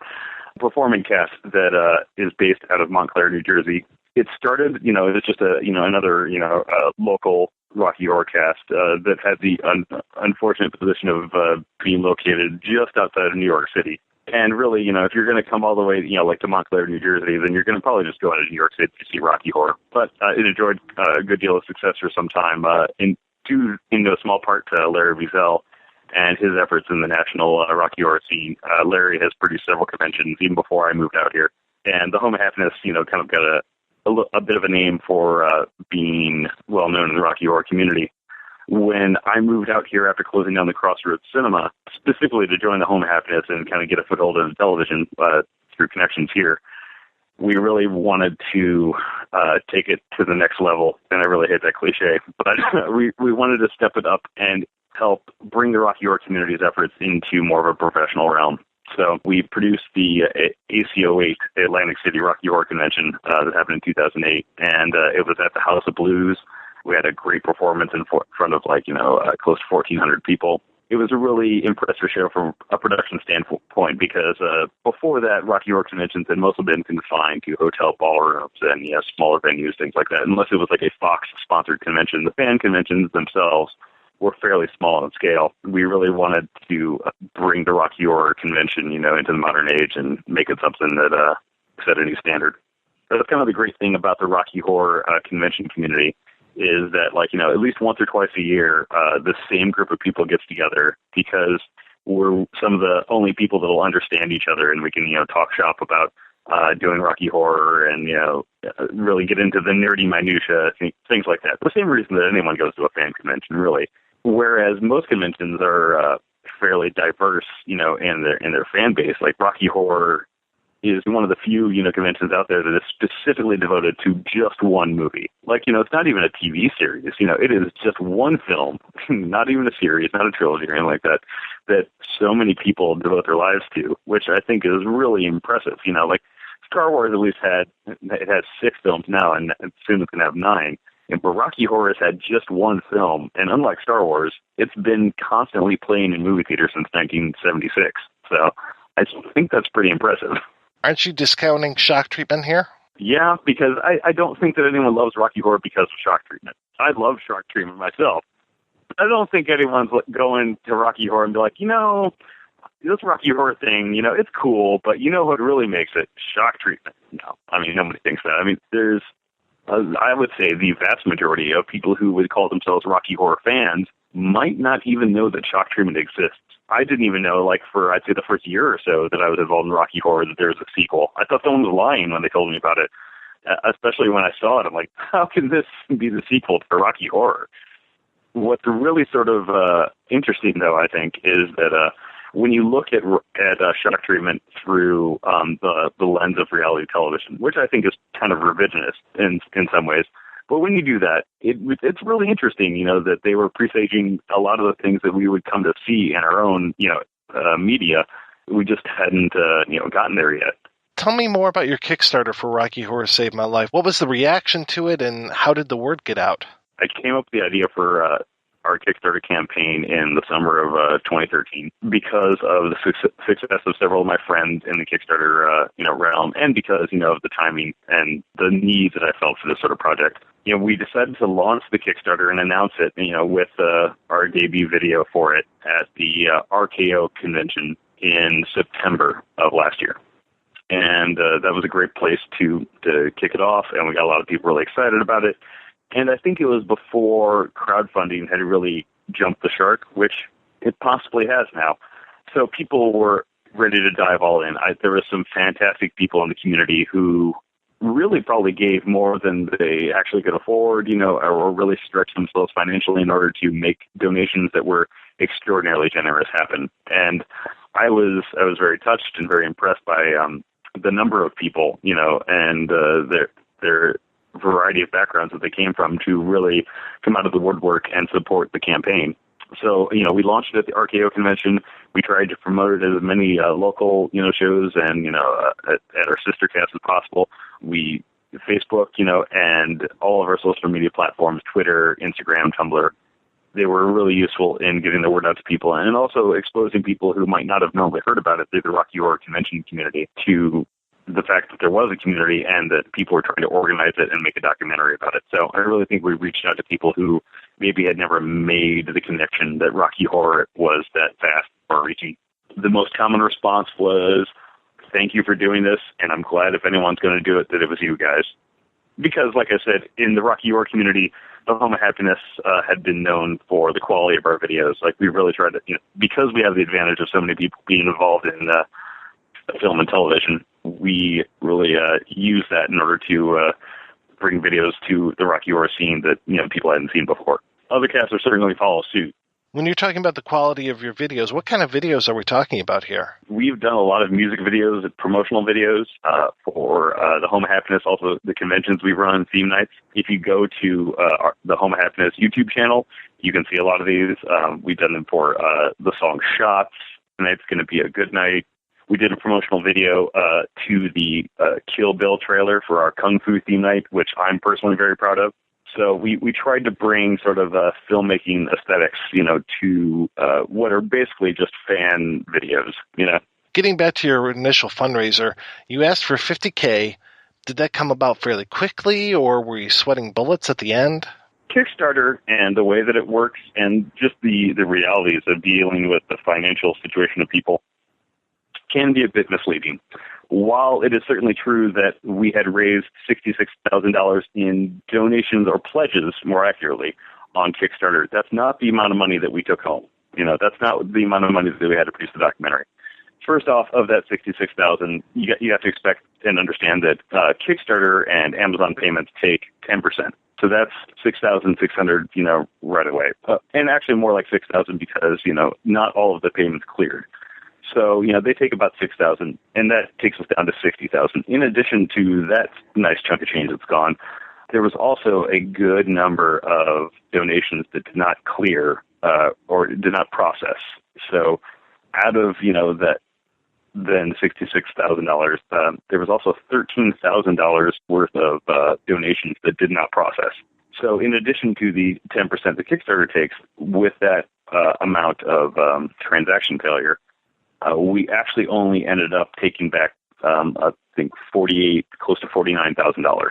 That brings us up to today, where you're asking for completion funds. There's no denying that, nearly $49,000, is certainly a good deal of money. But anyone who's operated, in media can tell you that, gear and expenses add up really quickly. Even just taking a 4-man crew, which is very small, around the country, each trip we go on, costs between $3,000 to $5,000. So you can eat through that budget, especially after the purchase of the gear, and various other, expenses in order to even get the ball rolling. We blew through that Kickstarter money pretty quickly. I mean, $50,000, even if you add in the donations we made personally, $50,000 is not a lot to make a movie with, especially one that involves so much travel. Usually a $50,000 documentary would be on a local, community outreach organization or something like that. Certainly not something where you're flying 4 guys all across the country in order to document the wide variety of the Rocky Horror experience. It's been pretty difficult, although we've really, made our way due to the, generosity of the fans on the road and the support we've seen and, our network of friends who are willing to support us as well. We're going into post-production very soon, and we want it to be as good as possible. And that's why we decided to launch a campaign on Indiegogo. In addition to that, we just heard so much from people that they hadn't heard about the Kickstarter campaign, and they really wanted to be able to get some of the rewards. They really wanted to be able to be a part of, or say that they were part of it, make sure their name got in the credits, that sort of thing. So it seemed like the right time to launch a second campaign in order to, serve all of those people, while also making sure that we had as many resources as possible going into post-production. What's it going to be like when I see this finished film? It's a little hard to say, what's going to be ultimately, but basically it's going to be like a love letter to Rocky Horror. Larry Wiesel and myself both, kind of have really devoted ourselves far beyond, the average fan to Rocky Horror and its promotion. I mentioned that I owned the Crossroads Cinema and really ran the theater for the only reason to keep Rocky Horror alive in Northwest Indiana. I ended up going $250,000 into debt in order to keep Rocky Horror alive in Indiana. Larry has lost countless thousands of dollars himself promoting Rocky Horror around here, running conventions, supporting the fan community. We have a devotion to Rocky Horror that probably borders on an illness. It seemed only appropriate that we make a documentary to show why we love it. It's the whole experience. Rocky Horror, we've seen it be transformative in people's lives, and it was certainly transformative in ours, I think. There's almost a need to explain to people, no, look, this is why we're crazy about it. It's not just a movie. It's the entire fan experience. It's the community. It's the creativity. It's the impetus for people to really, contribute more to Rocky Horror. There's so much creative work has been done for Rocky Horror that has nothing to do with Richard O'Brien or any of the people who are in the movie, just because people are, fans of it. And, I think that's pretty fascinating in itself. Come on, Sean. It's only a movie. It depends on, how you look at it and what experiences you have. It is only a movie. If you've seen Rocky Horror in the right place, it's not only a movie. It's also a performance. It's also human beings that spend hours and hours putting the costumes together and learning the minutia of characters and, movements that were done by people 40 years ago and since forgotten. That's one of the things that I think is really fascinating about Rocky Horror and the way that it relates to the celebrities is that, like, things that were just a reflex or an impulse 40 years ago become, like, you know, almost biblical canon for other people, you know, and hundreds of other people decades later. And that's bizarre and I think unprecedented. Yeah, even looking at your Facebook page and seeing the 4711 on there, I kind of wonder how many people are going to get that. I mean, it's pretty obvious in the Rocky Horror convention community, you know, but for the casual fan, you know, who knows? I mean, we ran a convention that was called 4711 and held it on April 7th, 2011. So, I mean, it was a common enough reference to get a whole promotional team behind that. But no, you're right. Yeah, the average Rocky Horror fan probably has no idea any of this goes on, and that's kind of what we want to expose them to. When you saw Rocky the first time, had it already come out on video? Yes, but just barely. Like, I was part of this generation that really was introduced to Rocky Horror through home video, although I didn't see it on home video for the first time myself. I saw it in the theater. Home video was really what sparked the renaissance in the early 90s for Rocky Horror. It just really started to fade out, you know, into obscurity towards the late 80s, but was still quite hot in some pockets. The home video release really introduced an entirely new generation to it. I had thought that maybe it had kind of put the final nail in the coffin there. It depends on what perspective you're looking at. As far as its experience as a cult phenomenon, as far as its experience as something that was underground and a bit taboo, yeah, it probably did if you ask people who were fans of it at that time.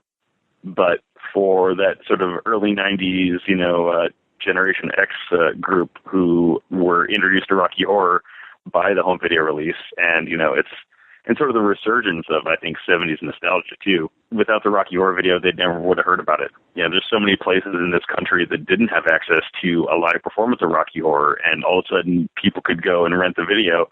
And while I don't think they were getting the full experience, they could at least find out about it, and they could at least be fascinated with, like, you know, this movie, you know, as an object of art, as it were, even without, you know, the enhancement of live performance, which I think it is. What goes on at a Rocky Horror convention? Like many conventions, you know, excuse for people to come out, join, you know, with their fellow fans and, you know, celebrate something they love. As far as the actual activities, there's panels, you know, there's parties, there's performances. Normally, at most Rocky Horror conventions these days, you perform Rocky Horror and shock treatment, and do shock treatment as a full shadow cast, because a Rocky Horror convention is probably one of the few places you can actually do that and find enough people to fill out the roles. In addition to that, you know, there's usually screening of other videos, you know, pre-shows, and pre-shows are like the special performances that go on before the movie, like when a cast does, say, a musical dance number or something like that. Or, you know, as we've tried to, like, you know, promote, you know, in the Rocky Horror community, you know, videos, both music videos and also long-form, you know, comedic videos, things like that. It's a lot of what you see at just about every other convention, but on a bit of a smaller scale because it's such a very specific fan spectrum. You know, it is just the people who are really into Rocky Horror, and only I'd say, you know, maybe half of the Rocky Horror cast in the country are actually represented at these conventions, because not everybody knows about them and not everyone's really connected to the scene. That's something we're also hoping to rectify with this documentary.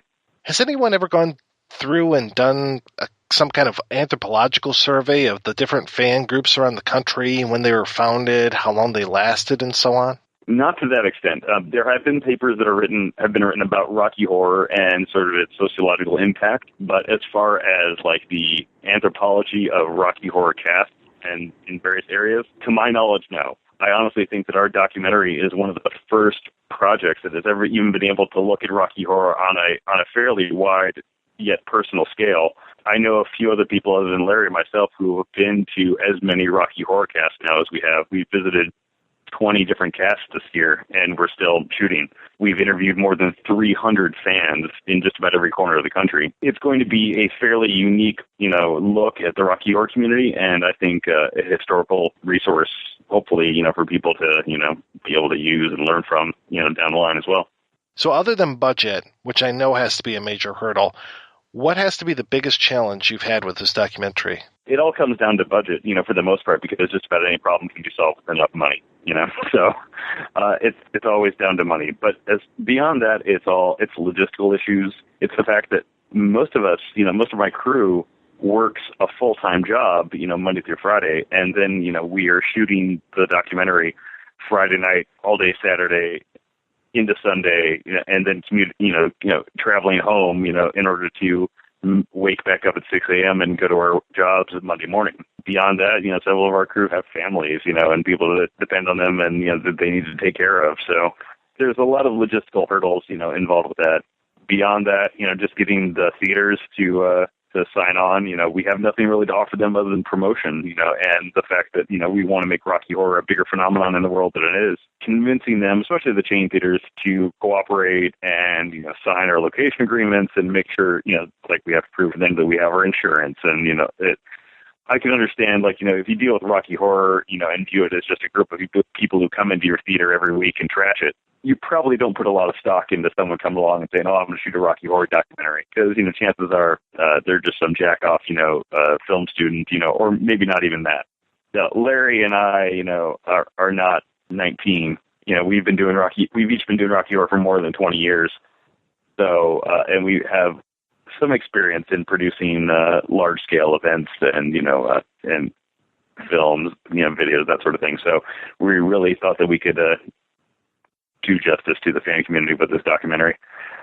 Other than that, I think that our biggest challenge in post-production is going to be music. In order, working, hopefully, with the right people to bring the music of Rocky Horror to this documentary is going to be key. And that's why it's so important that we have enough money to make the post-production process, happen properly. Because the amount that we're asking for, $30,000 on our Indiegogo campaign, is really nothing. That could honestly be the rights for one song, or it could be maybe 3 or 4, but it would barely. It certainly wouldn't purchase full soundtrack, or necessarily the rights to anything comprehensive. So, I don't think that people necessarily realize, how overinflated prices are, in film, but it's certainly a challenge. Yeah, you might have to resort to hiring like a crackhead with a saxophone to play the time warp for you. Even playing someone else's composition, you still have rights you have to pay. That's, you don't have to pay for that particular recording, and that performance, but it's somebody else's intellectual property, so you still have to pay for it. How have you seen the Rocky experience kind of change over the years? When I was attending, the throwing of rice and toast or anything else really was banned by the theater. I think things have changed over the years, not necessarily in that way, in regards to the physical props of audience participation, but that varies from theater to theater, I think, and region to region, depending on even just like some theaters just dealt with a guy who was a real big jerk and, caused a lot of damage, so they outlawed it. But I've been fortunate enough, all the casts that I've been involved in have allowed the throwing of props, the full shebang, rice, toilet paper, toast. But I understand, at a certain point, in the late 80s, before the video release, a lot of people thought that you just went to Rocky Horror to trash the place. They would throw hot dogs and eggs and, lunch meat and, various things like that. It looks like, a Tex Avery cartoon when the audience was displeased with a performance. It would just be a hail of vegetables, from what I've heard. So I can understand why theaters for a long time wanted to shy away from that. But I think it's an important part of the Rocky Horror experience. It's not essential necessarily, but I think that you're certainly missing something without it. I think that the Rocky Horror, as a phenomenon, from the time that I started going to Rocky Horror in the early 90s to today, the biggest changes I've seen in Rocky Horror is the production level, of the cast that perform it. Whereas Rocky Horror was mostly manned by, people in their late teens, early 20s who were cobbling together costumes out of whatever they could find at the thrift store. And that's still largely the case for a lot of us. Rocky Horror costumes, and production have certainly elevated to a near professional level in many cities. Now that we have the Blu-ray and before that the DVD, and even the VHS to some extent, people were able to really pick apart the minutia of the costumes. And, a lot of people have put these resources online, people like Ruth Binkwinter, Jamie Fromming, Mina Credur, people who have worked in the community to give people the tools and resources to put on the best Rocky Horror Picture Show Shadowcast possible, have done a lot of work, to pass it along. They have improved the costuming of Rocky Horror on a national level, quite honestly. People like even Larry Wiesel, he produces both of the specific fabric that Columbia wears off her bustier, because they don't really make the proper sequin fabric in the right colors, for Columbia's bustier anywhere else. So he has it commissioned specially and then sells it by the yard. And, he doesn't really make a huge profit on that, but he does it so that more people will have access to the proper materials. So the fact that the community has people who are willing to step up on an adult and professional level to produce these sort of things has made a difference for so many people. Are the callbacks pretty much canon at this time, or do they differ by region or theater? Like the Bible, and I think there's a lot of, parallels between Rocky Horror and religion. But like the Bible, there's many variations, and it's been changed a lot over the years. There's revisions all the time. I think, seeing it in, 20 different, regions now, I would say that there's sort of a core spine to audience participation, and that's probably the audience participation album that was released in the 80s, because that all of a sudden, there might have been a lot of different varied lines across the country, but once that was released, it sort of codified, what people were supposed to yell. And all of a sudden you had people in Nebraska yelling things about New York City, references to those local casts and everything that had no bearing on their lives, but they heard it on the album. They thought that that's what you said. So I think a lot of it is informed by that. But there is a good degree of variation between, various regions of the country. And what I thought was fascinating, we went to Germany and got to perform Rocky Horror out there, and they even do some of the physical props differently. They don't throw toilet paper when Dr. Scott enters because they don't have Scott's toilet paper over there. Instead, they throw toilet paper when Rocky Horror tears off his bandages because it looks like the bandages are going all over the theater. They saw pictures of fans in the U.S. throwing toilet paper, and they made the logical to them correlation that, you must throw the toilet paper when Rocky tosses off his bandages. Do you think the internet has helped kind of codify the Rocky callbacks? I think the internet has made communication between international Rocky Horror fans and among the entire, even the national Rocky Horror community in the United States, such an incredible force. As far as the audience participation stuff goes, there's examples online, but even that doesn't change the fact that there are so many regional variations of what's funny and what's not funny. And that could even just be due to one individual who delivered the line really well. Even the most traditional of lines, say, buy an umbrella, you cheap bitch, which was anecdotally the first line that was ever yelled, by Louis Freese, at the Waverly. That might not be popular at your theater. Who knows? It might be a total variation on it. The Rocky Horror traditions are sort of passed down, orally, and socially. So a lot of people hear about them from stuff online, but a lot more people just are handed these traditions from people that they learned it from and who learned it from people before them. There's a whole lot of casts in the Southwest that wear purple spacesuits. I've asked a lot of people, and they can't really tell me why, but it's just that some people did it, and then it spread to other casts. So for whatever reason, all these casts now from California to Arizona wear purple spacesuits, even though that's not what they wear in the movie. And it might be screen accurate in just about every other way, but there's the tradition of purple spacesuits that endures to this day. So when can people expect to see Rocky Horror Saved My Life? Well, we'll be premiering it at the 40th Anniversary Rocky Horror Convention, which is scheduled for the weekend of September 26th in 2015. So, we've got a pretty hard deadline because we're going to be unveiling it at the convention in front of probably the people who will be our harshest critics, the Rocky Horror community. It's a bit intimidating, but I think that we've got a good head start on it. We've already got a ton of footage, and after we finish up with our Rocky Horror schedule here in October, we're going to be going into post-production and putting the nose to the grindstone to get through hundreds of hours of footage over the course of a few months. Luckily, 3 out of 4 of the people who are producing this documentary, are both, shoot video and edit. So both myself, and Paulie Delarge, who plays Frankenfurter, he's also, one of our shooter producers and edits as well, as does Boo Stewart, who was not originally affiliated with a Rocky Horror cast, but was a friend of mine and had done a news piece on the Home of Happiness for a local cable channel. And we really got Boo, involved in the culture, and especially sort of that journalistic look at the Rocky Horror community that they found so fascinating. So we've got 3 people who can shoot and edit, and which is good because we're usually shooting with 3 cameras all at the same time. So we can all edit our own footage, put the best of it together, and find what's going to work best for the documentary. Where can people go to find out more about the documentary and to help out? We have a URL, www.rockyhorrorsavemylife.com. Currently, that directs to our Indiegogo campaign, where people can make donations and receive perk rewards such as T-shirts, posters, postcards, buttons, patches, special thanks, and even associate producer credits, in the movie, depending on how much you're willing to spend. So that's really the first place to go. In addition to that, you can look up Rocky Horror Save My Life on Facebook, Twitter, Instagram, Tumblr. We're pretty much all over the place. Only the throttling of our reach, by certain corporations prevents us from really being ubiquitous in everyone's social media feed every day.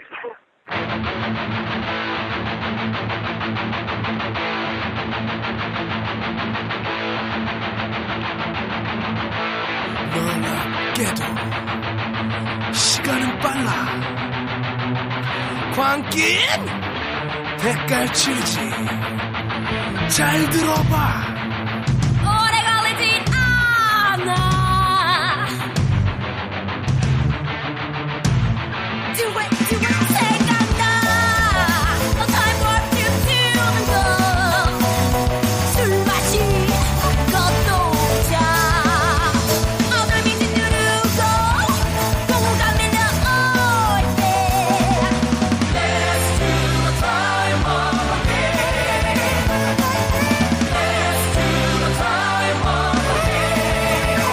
왼쪽으로 점.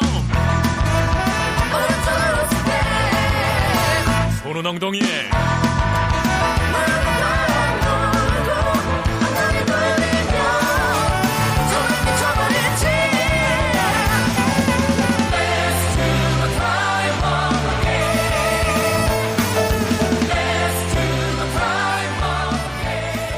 Well, I got to say, Mike, it's astounding.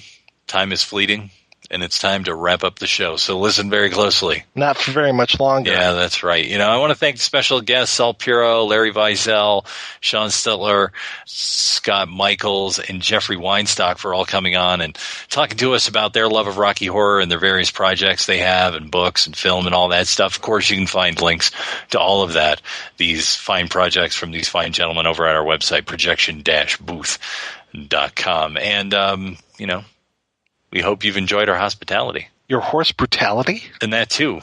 We hope you head over to iTunes and give us some stars. And also, with the last person listening, please turn out the globe.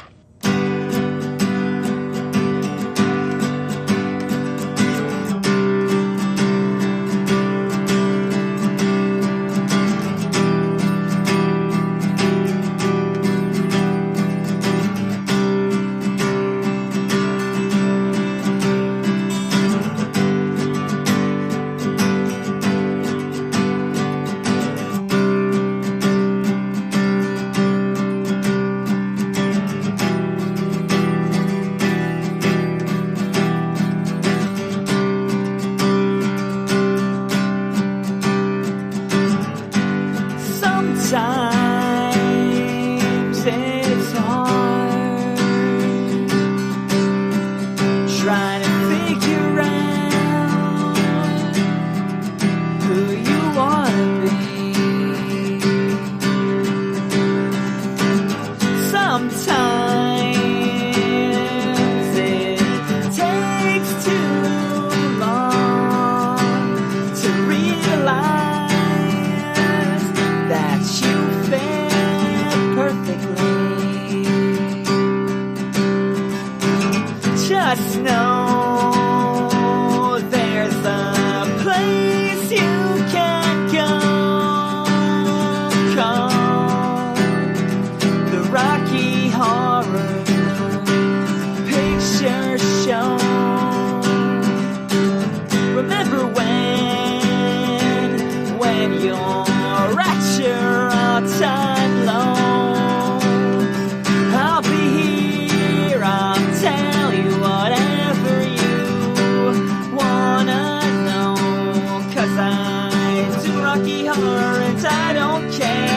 I dance around in my underwear. And if you're the same, well then take off your pants. And to the time warp is what we'll all dance. Don't dream it, just be it is what they all say. So shut the fuck up and start living that way. Here at the show I need you to see that you can be whoever you wanna be. La la la la, la la la la. You can be who you wanna be.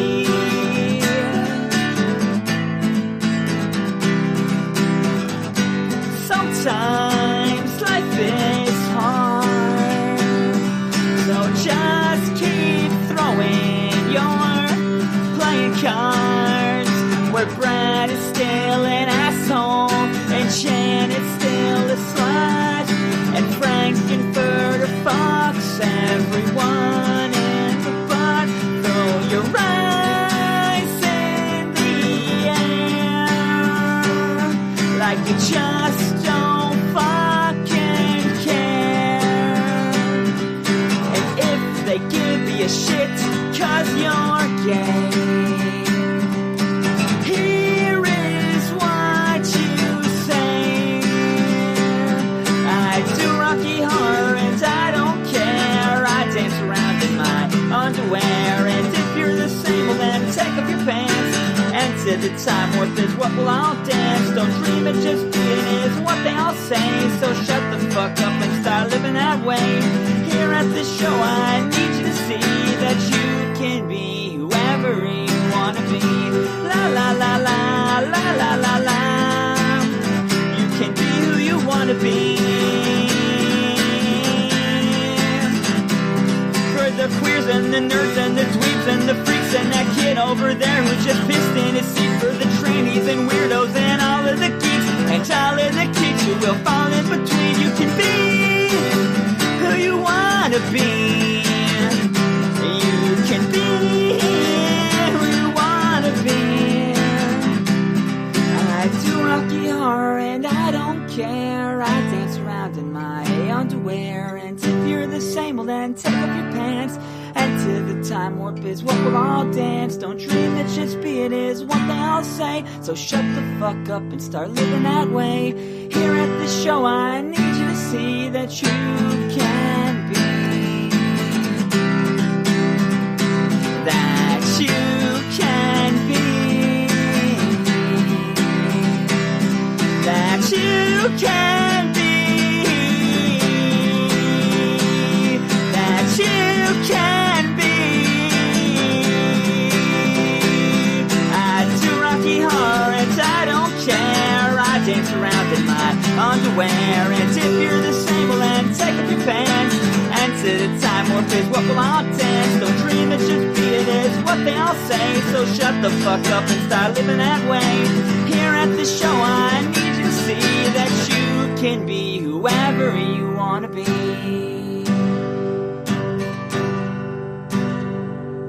Late night double feature picture show. From the day he was born, he was trouble. He was the thorn in it, my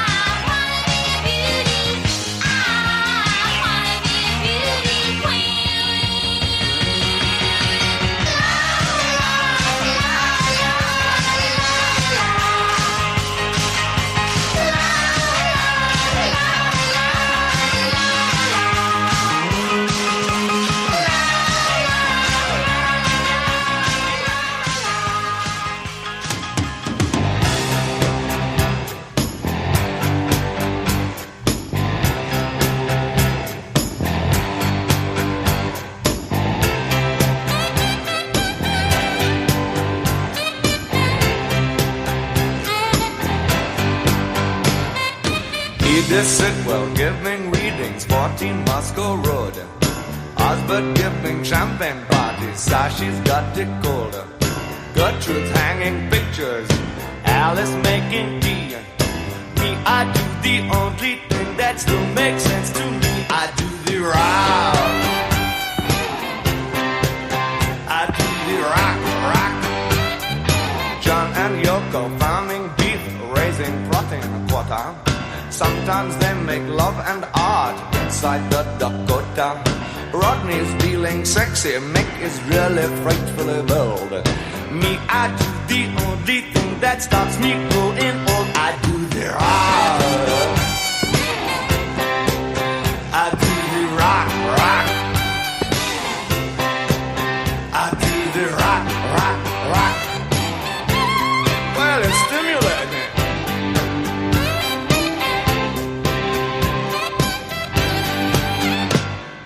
Solzhenitsyn feels exposed, built a barbed wire prison. Nietzsche 6 feet under, but his baby still got rhythm. Einstein celebrating 10 decades, but I'm afraid philosophy is just too much responsibility for me. I do the row. I do the row. Baby Ruth and Dizzy Dean, Best and Colin Cordray, Little Mo, Virginia Wade, Disco Pete and OJ. I've always liked DiMaggio and Rodney's pretty cute, you know. I could never whack a ball with such velocity. I do the row. I do the row. I do the row. But I can get it. And stimulate it. I'm a keen student.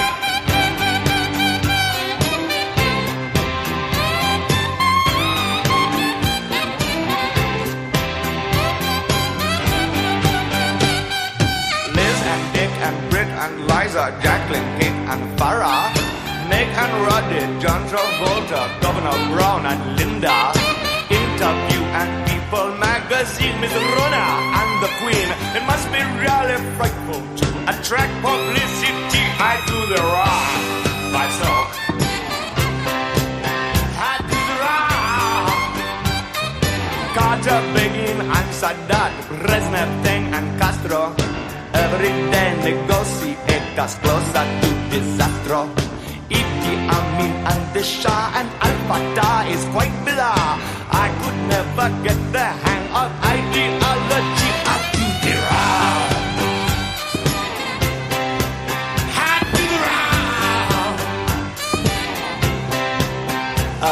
the round. I do the round. I do the round. I do the round. I do the round.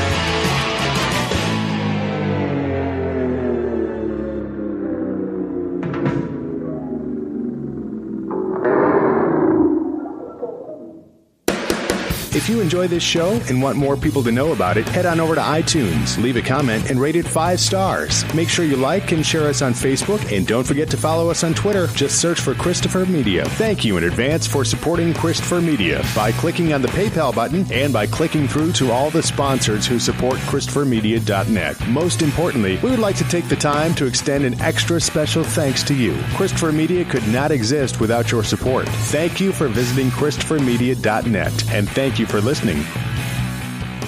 Christopher Media. Let's make some noise.